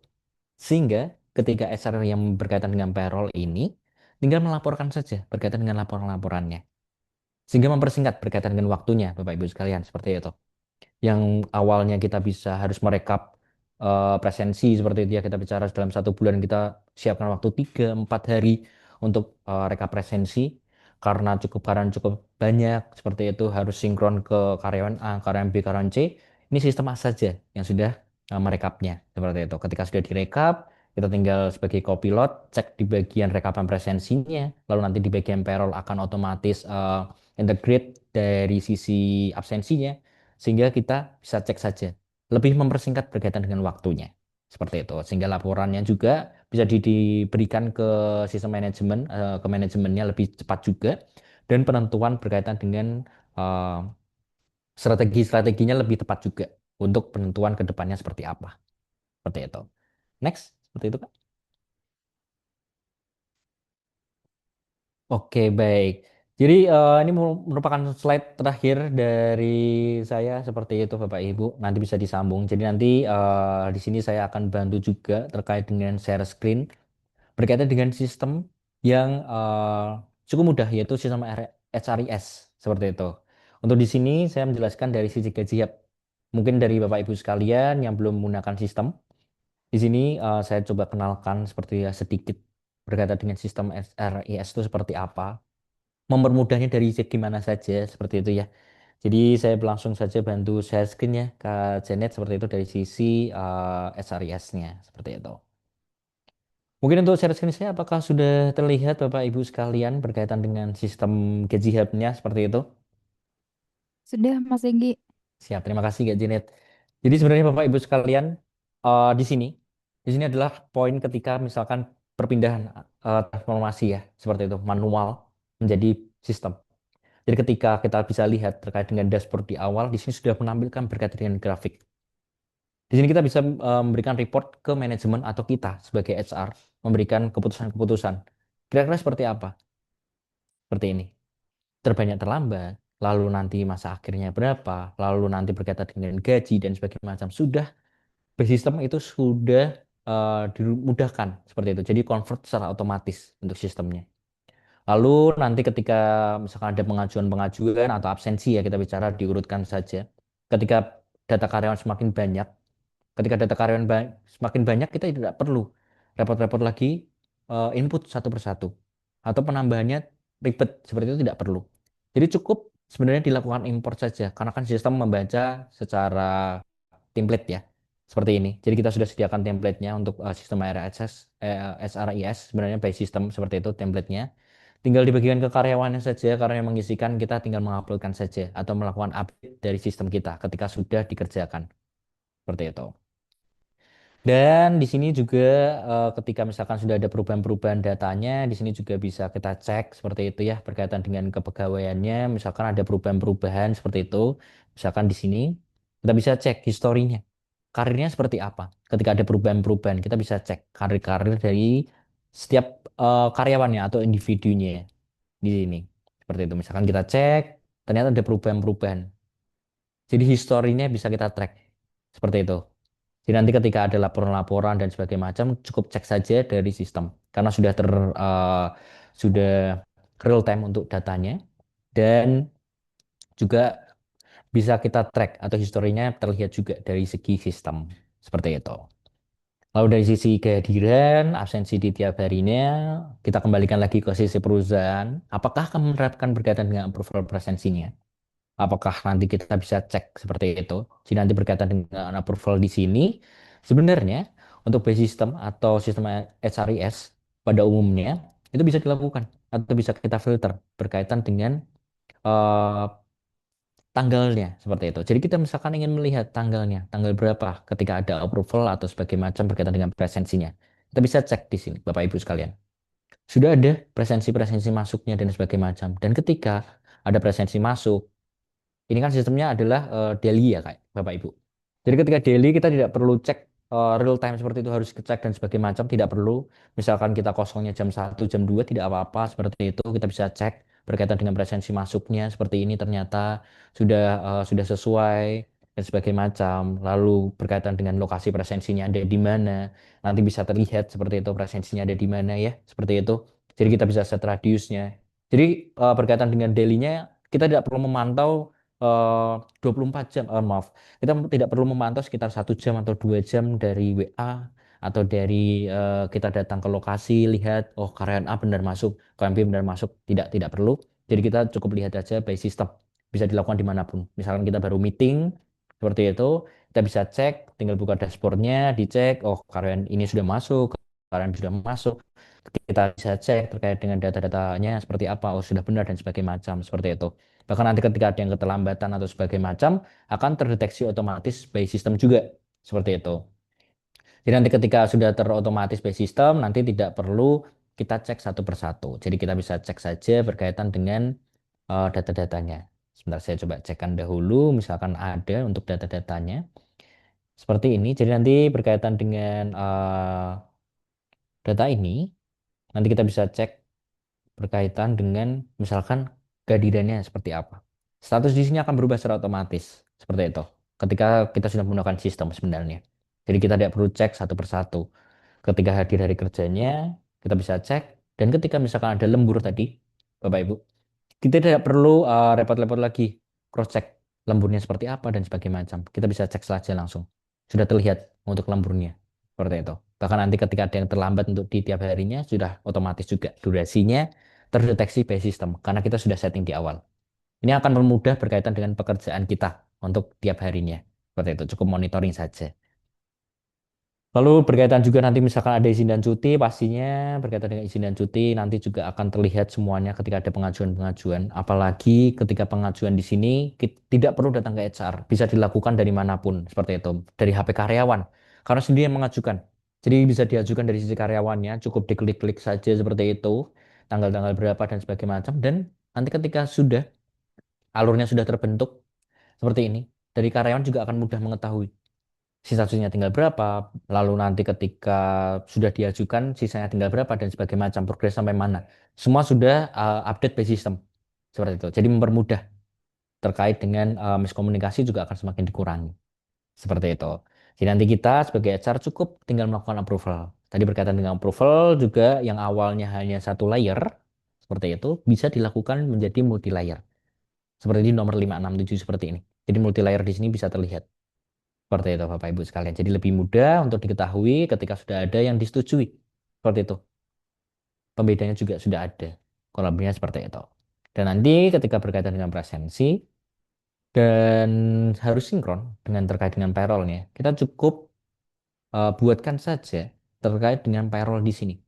Jadi payroll di sini juga sudah mudah untuk digunakan. Jadi cukup ditambahkan saja slip-slipnya seperti apa. Jadi kita cukup setting di awal berkaitan dengan komponen-komponennya seperti itu ya, komponen pendapatan serta pemotongannya. Ketika sudah nanti akan sistem yang menghitungkan.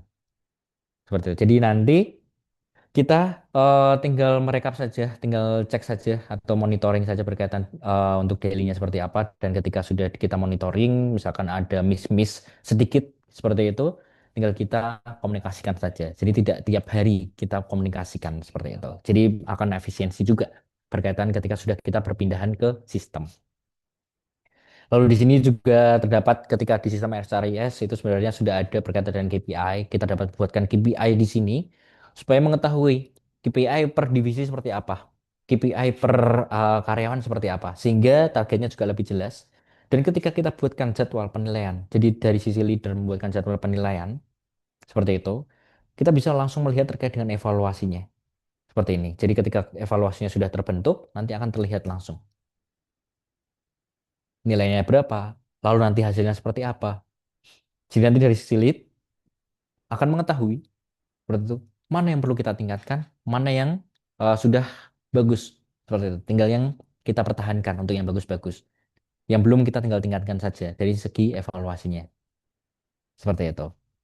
Mungkin kurang lebih seperti itu Bapak Ibu sekalian pengenalan singkat dengan Gajiap dan juga mungkin proses transformasi apa saja yang perlu dipersiapkan mulai dari kita persiapkan dari data-datanya dahulu, SOP-nya kita persiapkan supaya strukturnya lebih jelas, supaya di kemudian hari ketika ada hal-hal yang menghambat kita, kita sudah punya untuk dokumentasinya. Tadi key person di sini itu bisa ibaratnya sudah berubah tidak menjadi key person lagi.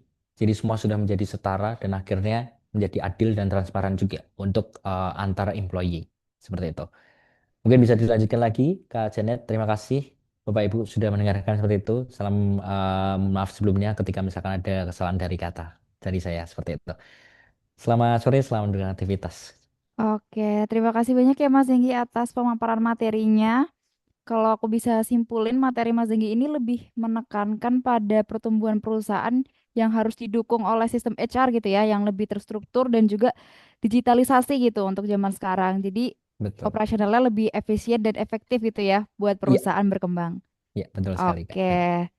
Oke, kalau gitu karena pemaparan kedua materi kita sudah selesai ya, kita akan masuk ke sesi yang terakhir. Tapi sebelum itu, aku mau ngingetin ke teman-teman kalau kita ada benefit ya untuk webinar kita dan silakan mengisi 3 formulir, yaitu formulir pendaftaran, formulir presensi, dan juga formulir feedback yang sudah disediakan gitu ya oleh tim Gaji Hub. Jadi pastikan teman-teman mengisi 3 formulir tersebut untuk bisa mendapatkan benefitnya. Oke, langsung saja kita akan masuk di sesi yang terakhir yaitu sesi tanya jawab.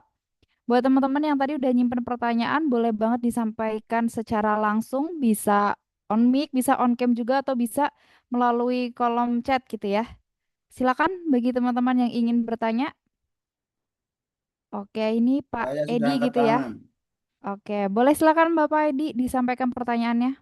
Oke, ini materi pertanyaannya yang dari Bang Sulaiman, tapi saya tanyakannya ke Bang Zenggi Surya.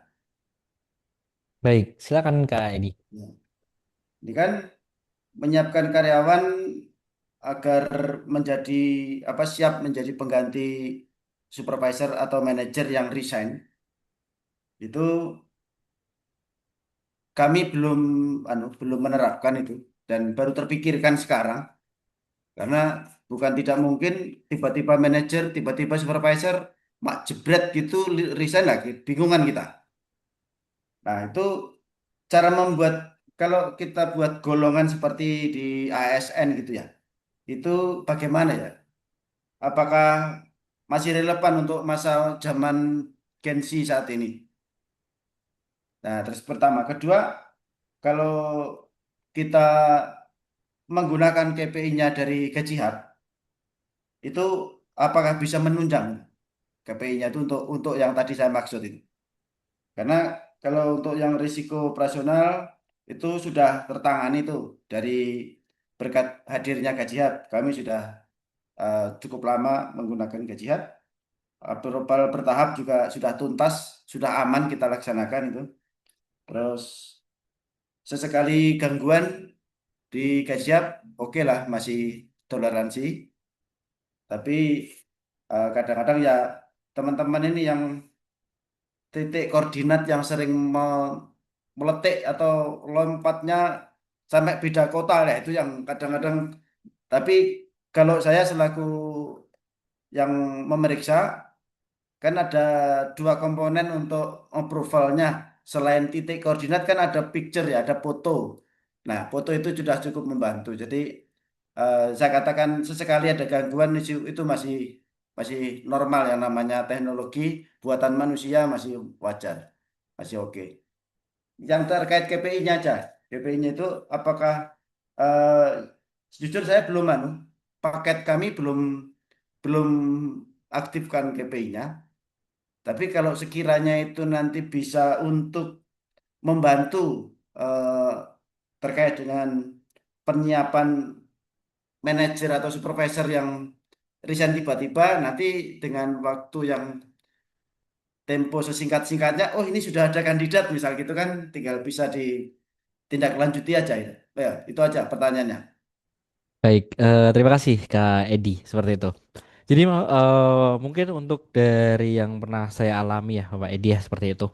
Sebenarnya berkaitan dengan key person di sini itu lebih ke delegasi berkaitan dengan tugas-tugasnya atau tanggung jawabnya seperti itu. Mungkin nanti dari Kak Sulaiman juga bisa menambahkan jika ada salah kata ya Kak Sulaiman seperti itu.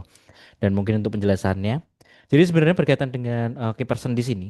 Jadi nanti misalkan kita bicara supervisor atau manager yang tiba-tiba misalkan dia sendiri seperti itu, misalkan dia sendiri dan akhirnya dia resign atau misalkan tidak lanjut lagi seperti itu. Karena ada satu atau dua hal lah seperti itu. Nah, ketika semua sistem atau peraturan-peraturan di sini itu dipegang atau diketahui hanya oleh satu orang saja, maka dia akan menjadi key person. Knowledge dan sebagainya macam itu tidak disampaikan ke tim atau bahkan ke sesama atau levelnya dia itu tidak disampaikan. Itu nanti akan cukup menghambat ketika misalkan ada perubahan. Mau tidak mau semua harus dirombak seperti itu karena tidak ada terkait dengan dokumentasinya seperti itu Bapak Edi. Sehingga ketika SOP atau key person di sini ingin dipisahkan seperti itu yang awalnya jadi satu orang menjadi beberapa orang atau bahkan tidak ada key person lagi semua setara seperti itu mengetahui berkaitan dengan peraturan visi misi value dan sebagainya macam itu tetap harus adanya dokumentasi. Jadi ketika dokumentasi ini kita bisa bedakan saja untuk dokumentasi di sini kita bedakan. Kita perlu catat atau kita berikan kita simpan di misalkan di drive perusahaan atau nanti misalkan memang sudah ada terkait dengan email dan sebagainya macam yang memang khusus berkaitan dengan hal tersebut. Jadi kita jadikan satu saja berkaitan dengan value dan sebagainya macam yang sifatnya adalah jantung dari perusahaan sehingga bisa sebagai macam jantung ini kita bisa bagikan seperti itu atau kita bisa cek kira-kira penyakitnya ada di mana nih kita bisa bagikan ini loh Sebenarnya SOP-nya seperti ini. Jadi ketika sudah ada berkaitan dengan SOP ataupun dokumentasi, hal tersebut bisa kita mitigasi seperti itu. Jadi tidak ada ibaratnya waktu perpindahan ini ketika misalkan tiba-tiba level ini kosong, itu tidak langsung stuck, perusahaannya juga tidak langsung stuck. Jadi tetap ada backupnya dari si dokumentasi ini. Sehingga siapapun orang itu yang menggantikan sementara itu sudah bisa membaca terkait dengan dokumentasinya atau SOP-nya tersebut. Misalkan dari divisi marketing seperti itu. Divisi marketing ada yang resign. Misalkan manajernya resign. Harusnya seperti apa? Dari sisi staffnya. SOP-nya seperti apa? Atau nanti tas-tasnya seperti apa harusan seperti itu. Nah, itu nanti kita bisa mungkin bisa kita buatkan ke KPI seperti itu. Jadi kita buatkan dulu dokumentasi yang penting-penting seperti itu yang tidak bisa digantikan atau jantung dari perusahaan kita buatkan dahulu kita simpan seperti itu. Tapi nanti berkaitan dengan tas ataupun job desk dari perkaryawannya itu kita buatkan di KPI-nya, targetnya seperti itu. Sehingga target ini bisa langsung dijalankan. Kalau dari sisi tadi kita menjawab dari sisi sistem ya Pak. Dari sisi sistem itu dari KPI dari Gajiap. Sebenarnya kita bisa buatkan seperti itu. Bisa buatkan terkait dengan KPI per divisi. Targetnya seperti apa? Misalkan penilaian terhadap misalkan kehadiran dari tim marketing karena dia ibaratnya tim lapangan ya. Mungkin ada beberapa yang di sini memang marketingnya di dalam saja atau nanti ada yang jalan-jalan dan sebagainya macam. Kita bisa buatkan dari segi kehadiran. Ketika dia dianggap hadir 80%, 90%, itu penilaiannya seperti apa? Bisa dicek dari mana? Dari tugasnya kah? Atau dari KPI-nya? Sudah tercapai atau belum? Jadi di Gaji Hub sebenarnya sudah bisa melakukan terkait dengan misalkan penilaiannya berdasarkan dari kehadiran. Itu sudah bisa seperti itu. Sehingga nantinya ketika KPI di sini dijalankan dari sisi perusahaan, itu sudah bisa langsung dijalankan atau bisa dilakukan berulang seperti itu. Jadi untuk di fitur KPI di Gajiap itu sudah bisa dilakukan berulang seperti itu. Cuman untuk isinya atau result areanya atau indikator-indikatornya itu kami kembalikan lagi ke sisi perusahaan. Apa saja yang akan dinilai? Gajiap hanya sebuah platform saja, tetapi nanti untuk isi dari platform tersebut atau berkaitan dengan indikator-indikator penilaiannya seperti apa, itu nanti dari sisi perusahaan yang harus menentukan. Jadi nanti ketika sudah ditentukan poin-poinnya apa saja yang dinilai atau yang di kita sebagai patokan, tinggal dilakukan pengulangan by system seperti itu. Mumpung ada untuk key person di sini, silahkan dibuat seperti itu, Ya, Pak Edi saya seperti itu pengen mungkin buat dari Pak tapi Edi. kalau yang jadi kekhawatiran saya itu bukan di tim marketing, tapi di Hmm? tim technical support. Hmm. Technical support ini Oke, baik. manajernya agak unik. Setelah saya amati itu agak unik. Uniknya dia pelit informasi. Saya sudah buat SOP. Hmm. Ya, Sudah buat SOP ketika ada perubahan data di lapangan. Kami kan ISP ya, mungkin ya. Jadi data itu yang masuk tidak ada 50%-nya. Jadi data setiap ODP yang kami buatkan SOP-nya itu yang diisi itu tidak ada 50%-nya. Setiap kali saya tegur itu ya sebentar Pak nanti dalam proses, dalam proses. Nah, ini udah bertahun-tahun masih dalam proses terus. Jadi saya baru ngeh sekarang nih setelah ada apa namanya webinar ini terus saya tadi tuh mikir, oh iya jangan-jangan si manajer teknis ini sengaja keep informasi untuk biar tidak bisa tergantikan gitu. Tapi kalau seandainya dia betul-betul eh, tiba-tiba satu dan lain hal jedet tidak ada, tidak ada itu bisa pergi atau kemana lah pokoknya nggak ada lah gitu. Nah itu kelabakan kita. oke, baik. Berkaitan dengan ODP di sini, apakah nanti seperti eh, titik-titik seperti itu, Pak? Titik-titik berkaitan dengan ketika misalkan jaringan internet ini nanti mengalir kemana, seperti itu titiknya atau Iya, seperti apa? iya, betul. Hmm. Oke, baik. Sebenarnya untuk di Gajiap nanti bisa Kak kita menggunakan di kami untuk yang staff-staffnya, level staffnya ketika misalkan dari misalkan manajernya tersebut tidak mau pergi seperti itu ya. Sebenarnya Hmm. dari sisi staffnya kita dapat pantau dari menggunakan kunjungan klien seperti itu.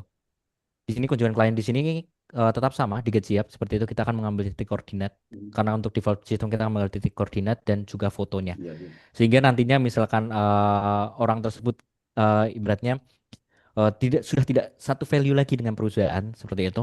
kita Hmm. tetap punya recordnya seperti itu. Jadi ketika menggunakan kunjungan klien di Gaji Hub seperti itu ada fitur dari kami, nanti tetap diketahui koordinatnya di mana saja. Lalu nanti ketika si teknisi di sini adalah Walah, aku nggak memperbaiki bisa atau lihat sebagai apa-apa. macam, Hmm. jadi nanti bisa diketahui catatannya seperti apa.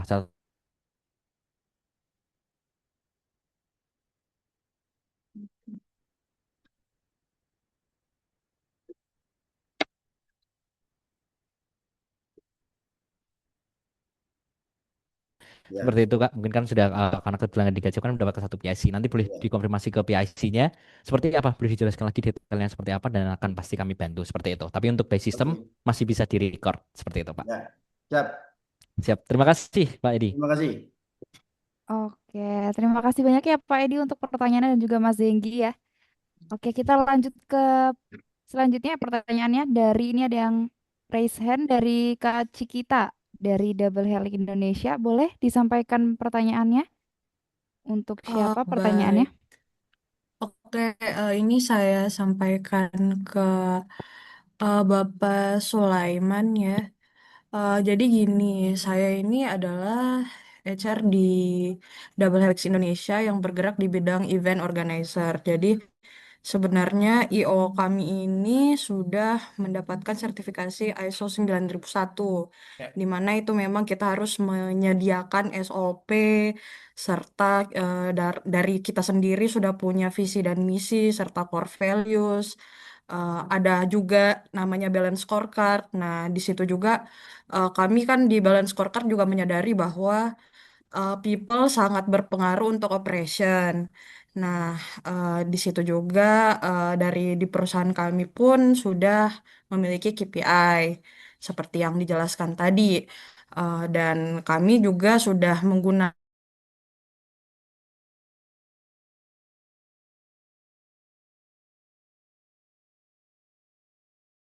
itu dari tim Gaji Hub sendiri untuk fitur KPI-nya ini, apakah dia itu diisinya hanya oleh satu atau boleh di-adjust di beberapa manajer yang mengisi, dan apakah sistemnya itu pengumpulan tugas gitu loh dari masing-masing karyawan untuk platform KPI-nya. Terus yang mau saya tanyakan ini sebenarnya di luar sistem Gaji Hub ya, soalnya tadi dari Masnya udah disampaikan bahwa kalau dari indikatornya itu sendiri ditentukan dari perusahaannya. Cuman yang mau saya tanyakan itu apakah dari Gaji Hub itu memiliki AI yang akan memberikan analisis gitu terhadap hasil KPI-nya serta keputusan gitu apakah kira-kira karyawan ini berhak dipromosi atau berhak naik gaji ya seperti itu. Apakah ada fitur tersebut? Oke sih, terima kasih. Oke, mungkin boleh Kak Sulaiman dulu ya. Ya, Oke. Tadi kalau yang terkait dengan saya, yang terkait dengan yang dari fitur dari fitur KPI gaji hubnya aja sih Mas. oke, kalau fitur KPI mungkin ke tim Gaji Hub ya. Oh, tim Iya. gaji HP ya. Berarti ini saya tanyain soal yang personalize yang tentang KPI-nya aja. Sebenarnya ini yang detailnya tuh saya mau nanyain yang lagging indikator dan leading indikator, Mas. Iya. Kalau Mas, ya. Nah, itu kan kami tuh sebenarnya disarankannya memiliki indikator lagging dan juga leading gitu loh. Setuju. Hmm. Nah, eh, untuk dari HR sendiri dan apa di kami juga kan terbagi itu Mas, ada Hmm. divisi event, sales Hmm. dan marketing, dan ada head office. Hmm. Nah, itu kira-kira dalam pembuatan indikatornya apakah bisa dibantu pembuatan leading dan lagging indikatornya gitu. Oke. Kira-kira Mungkin ini di luar atau fitur Gaji contohnya Hub, gitu loh, tapi Mas. nanti tim teman-teman Gaji Hub akan nambahin ya, atau Mm-mm. Mas Zenggi akan nambahin. Jadi kalau kita bicara sedikit tentang KPI, itu setuju baiknya harus ada leading dan lagging. Nah, siapa yang akan membuat dan dari mana ya pembuatannya? Mungkin singkat karena terbatas waktu. Siapa yang membuat itu lebih baik atasannya langsung yang membuat, tapi bisa dan lebih baik untuk didiskusikan dengan HR. Jadi misalkan dalam hal ini HR sebagai operator fungsi KPI di Gaji Hub misalkan, berarti nanti atasan langsung akan store KPI-nya ke HR dan di situ akan terjadi diskusi dengan HR-nya. Oke. Itu untuk pertanyaan siapa yang membuat. Lalu dibuat dari mana? Dibuat dari mana itu baiknya KPI itu ada dua komponen. Yang mana KPI dari job desk dan KPI dari rencana strategis perusahaan. Itu nanti dikombinasikan. Lalu KPI baiknya berapa poin? Mungkin banyak yang nanya. Banyak literasi yang menyebutkan 10 poin KPI, 10 indikator penilaian. Tapi kalau saya punya pandangan, maksimal itu di 5 sampai 7 poin. Dan poin KPI itu baiknya bukan, maaf, KPI bukan menjadi satu-satunya komponen untuk menilai performance appraisal atau eh, apa namanya penilaian kinerja. Harus ada komponen lain seperti attitude atau Hmm. hal-hal lain Hmm. seperti corporate culture itu. Cuman kalau secara fitur di Gaji Ya. Hub seperti apa, kalau nggak nanti coba dari Mas Zenggi yang akan menjelaskan, mungkin harus digabungkan dengan satu fitur KPI itu saya kurang paham. Tapi secara prinsip apa namanya struktur itu baiknya seperti itu, Kak. Jadi singkatnya tadi terkait KPI dibuat bisa nggak kalau semua saling memasukkan? Boleh semua saling berkolaborasi untuk membuat KPI untuk satu orang, tapi baiknya itu dalam satu forum diskusi. Bukan si A setor 3, si B setor 5, si C setor 3 lagi, jadinya kebanyakan dan akhirnya nanti ada misfokus. Karena tujuan utama KPI adalah untuk memberikan fokus ke karyawan dalam rangka peningkatan kinerja. Mungkin gitu. Boleh tambahin lagi nggak, Mas? Misalnya. Kayak apa kalau misalnya nih KPI dari seorang admin harus apa kan misalnya di sini salah satu job desk-nya itu bertanggung jawab atas penagihan. Namun kan beberapa penagihan itu ada yang di luar kontrol kita gitu dari kliennya kah yang sedang tidak punya anggaran atau APBD belum cair. Nah, itu kan berpengaruh ke key performance indikatornya juga. Nah, itu apakah indikatornya sudah valid apa gimana? Aku mau nanya itu kalau menurut Mas gimana? Iya, jujur kalau langsung on the spot seperti ini, saya nggak bisa bilang itu valid apa enggak, karena saya harus tahu baiknya dalam menentukan itu saya harus tahu alurnya seperti apa. But misalkan prinsip KPI itu begini, KPI itu harus bisa diusahakan oleh orang tersebut. Kalau ada unsur-unsur yang sifatnya pihak eksternal, itu baiknya jangan dijadikan KPI. Contoh, seorang admin CS dikasih KPI performance, dikasih KPI leads dari sosmed. Itu nggak bisa, karena leads dari sosmed harusnya orang sosmed yang ngejar. Tapi kalau misalkan KPI-nya orang CS itu adalah apa namanya closing rate, nah itu malah lebih masuk akal. Jadi tadi kalau ada indikatornya itu ada apa namanya lebih banyak kecondongan eh apa bahasanya dari pihak lain, dari pihak eksternal, baiknya jangan jadi indikator KPI. Ya baik Mas, makasih sarannya. Sama-sama. Oke, mungkin bisa dilanjut gitu ya Kak Cika buat pertanyaan Mas Zenggi ya. Iya, yang fitur. Ya. Oke, baik. Baik, terima kasih Cak Kak kita ya. Jadi sebenarnya untuk di Gaji Hub seperti itu. Tadi sudah benar dengan Kak Sulaiman seperti itu ya. Jadi sebenarnya untuk di Gaji Hub bisa juga ketika pembuatan KPI itu dilakukan adalah sarannya adalah dilakukan kolaborasi. Seperti itu. Jadi tidak ada kepentingan dari satu pihak, dua pihak itu tidak ada, kepentingan internal per divisi itu tidak ada. Jadi kita harus kolaborasi bersama seperti itu antar divisi ya mungkin itu untuk sangkut pautnya nanti bisa diterapkan secara general atau nanti per divisi. Nanti per divisi nanti juga misalkan ada kepentingan dari divisi B, misalkan dari marketing dan tim sales. Ini tidak bisa dipisahkan. Jadi harus kolaborasi ketika pembuatan berkaitan dengan KPI-nya. Nanti indikator-indikatornya marketing nanti berurusan dengan leads seperti itu. Dan yang melakukan closing itu adalah tim salesnya seperti itu. Jadi hal ini harus adanya kolaborasi. Jadi nanti ketika penggunaan fitur di Gaji Hub seperti itu ya sebagai informasi, jadi bisa dilakukan pembuatan atau pengisian indikator-indikator di sini itu bisa dilakukan oleh beberapa orang seperti itu. Jadi admin seperti itu ya. admin di Gajihub, kita bicara tentang adminnya. Jadi admin di Gajihub kita bisa bedakan seperti itu.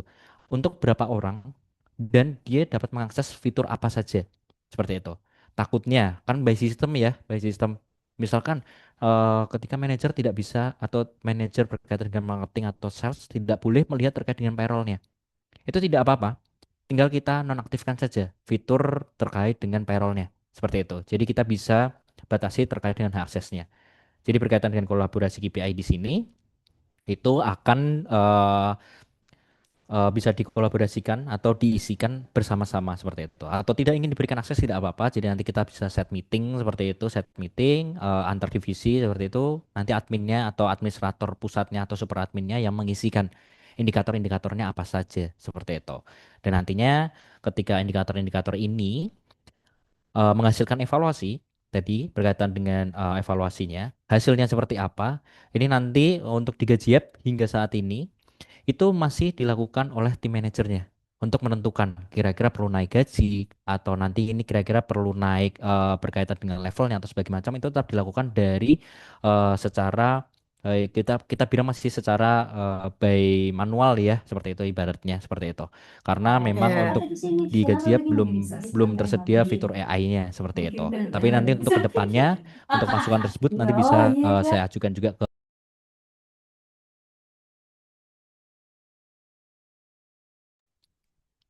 seperti itu. Mungkin bisa bisa diajukan juga untuk tim developingnya seperti itu. Mungkin kurang lebihnya seperti itu Kak Cikita. Oke, gimana Kak Cikita? Oh, Aman oke. ya? Eh, Sama satu lagi dong, Mas. Kalau misalnya Gaji Hub kan itu ada aplikasi absensinya. Nah, apakah itu bisa dibuat juga bahwa kehadiran karyawan itu mempengaruhi skor KPI-nya juga? Gitu. Oke baik. Jadi untuk nanti di fitur KPI kami ada KPI berdasarkan dari kehadiran juga sudah ada Kak. Mungkin untuk detailnya nanti boleh berkomunikasi by WhatsApp ya Kak ya seperti itu. Karena memang terbatas waktu. Oke, oke, baik. Terima kasih Kak. Oke, sepertinya sudah cukup ya Kak Cikita. Terima kasih buat Cikita buat pertanyaannya dan juga Mas Zenggi gitu ya. Mungkin ini satu pertanyaan lagi ya untuk Mas Sulaiman. Ini ada pertanyaan dari Kak Dita dari Jaya International Group. Pertanyaannya, jika HR sifatnya support untuk SOP perusahaan, lalu bagaimana mengidentifikasi SOP apa saja yang dibutuhkan di dalam perusahaan dan apakah ada standarisasi yang bisa dijadikan acuan? Mungkin untuk Kak Sulaiman bisa Ya, dijawab? eh, ini kalau bicara tentang SOP, sebetulnya nanti kita perlu ada satu webinar lagi nih. Jadi bahasnya pure ke SOP. Cuman coba saya jawab sesederhana mungkin dan nanti kalau misalnya memang butuh diskusi lebih lanjut bisa di forum lain. Singkatnya, HR ini yang wajib dibuat oleh SOP oleh HR SOP-nya ya SOP tentang ke-HR-an. Misalkan SOP cuti, SOP izin, SOP ambil gaji dan seterusnya yang berhubungan dengan pekerjaan-pekerjaan HR itu. Cuman kalaupun ada SOP lain, apa aja yang harus dibuat? Ya kalau kita bicara ke fase tadi, fase cari sistem, untuk lanjut ke fase selanjutnya, pastinya semua bentuk operasional perusahaan itu harus tersistem, harus ter-SOP kan. Nah, HR ngapain? Kalau urusannya operasional yang lain-lain, pertama, manajer lain bisa nggak untuk membuat SOP-nya? Kalau nggak bisa, bisa nggak transferring knowledge dengan HR? Artinya, sebisa mungkin jangan 100% HR yang mengerjakan, kecuali memang workload-nya bidang-bidang lain itu udah terlalu tinggi, HR masih bisa menyelahkan waktu untuk bantu ngerjain, itu it's okay. Kayak gitu. Tapi kalau secara mindset dan tugas tanggung jawab, yang wajib dibuat HR itu yang berhubungan dengan ke-HRD-an. Yang sisanya itu sifatnya supporting. Kayak gitu. Bahasa sederhananya seperti itu. Kalau kita bicara soal standar, standar ada nggak standar pembuatan SOP? Ada. Dan itu standarnya terbukukan dan terdokumentasikan di banyak apa namanya sumber. Kalaupun nanti mau kita diskusi ya silahkan, nomor saya udah saya pasang di situ kalau mau diskusi. Tapi prinsipnya untuk kita perlu menyesuaikan level perusahaan kita. Di perusahaan-perusahaan tertentu SOP-nya itu akan sangat tebal di perusahaan tertentu, ya segini aja udah cukup kayak gitu. Kalau pertanyaannya adalah apa SOP yang paling penting untuk diprioritaskan, berarti SOP yang pertama yang berhubungan langsung sama customer dulu. Yang kedua yang berhubungan langsung untuk urusan uang. Yang ketiga berhubungan langsung dengan urusan barang. Ini yang prioritas utama. Sisanya supporting. Kayak gitu. Thank you. Oke, terima kasih banyak Kak Sulaiman. Apakah Kak Dita pertanyaannya sudah cukup atau ada pertanyaan tambahan? Oke, mungkin sudah cukup gitu ya. Oke, mohon maaf ya karena ada keterbatasan waktu, kita cukupkan sampai di sini dulu ya untuk sesi tanya jawabnya. Buat teman-teman yang mungkin masih ada pertanyaan, boleh banget kontak kita ke Gaji Hub atau kontak ke Kak Sulaiman gitu ya, karena udah di-share juga di kolom chat gitu. Atau bisa juga tanya-tanya di grup komunitas kita di Gaji Hub Talks. Nah, karena sesi tanya jawab kita sudah selesai, artinya kita sudah sampai di penghujung acara. Namun sebelum itu kita akan foto terlebih dahulu ya untuk dokumentasi kegiatan. Boleh teman-teman yang bisa on cam, boleh on cam dulu. Oke, masih ditunggu nih kalau teman-teman masih mau ada yang on cam.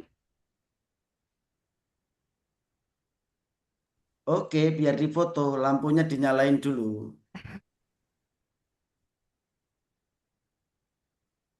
Oke, ini udah pada on cam ya. Boleh untuk dari tim Gaji Hub di screenshot boleh ya. Oke, satu, dua, tiga. Sekali lagi ya. Satu, dua, tiga. Oke. Akhirnya kita sudah sampai ya teman-teman di penghujung acara. Terima kasih kepada Kak Sulaiman dan juga Mas Zenggi ya sudah mau membagikan ilmunya buat teman-teman semua di sini. Terima kasih juga buat teman-teman yang sudah meluangkan waktunya untuk join. Semoga ilmunya dapat bermanfaat ya untuk kita semua.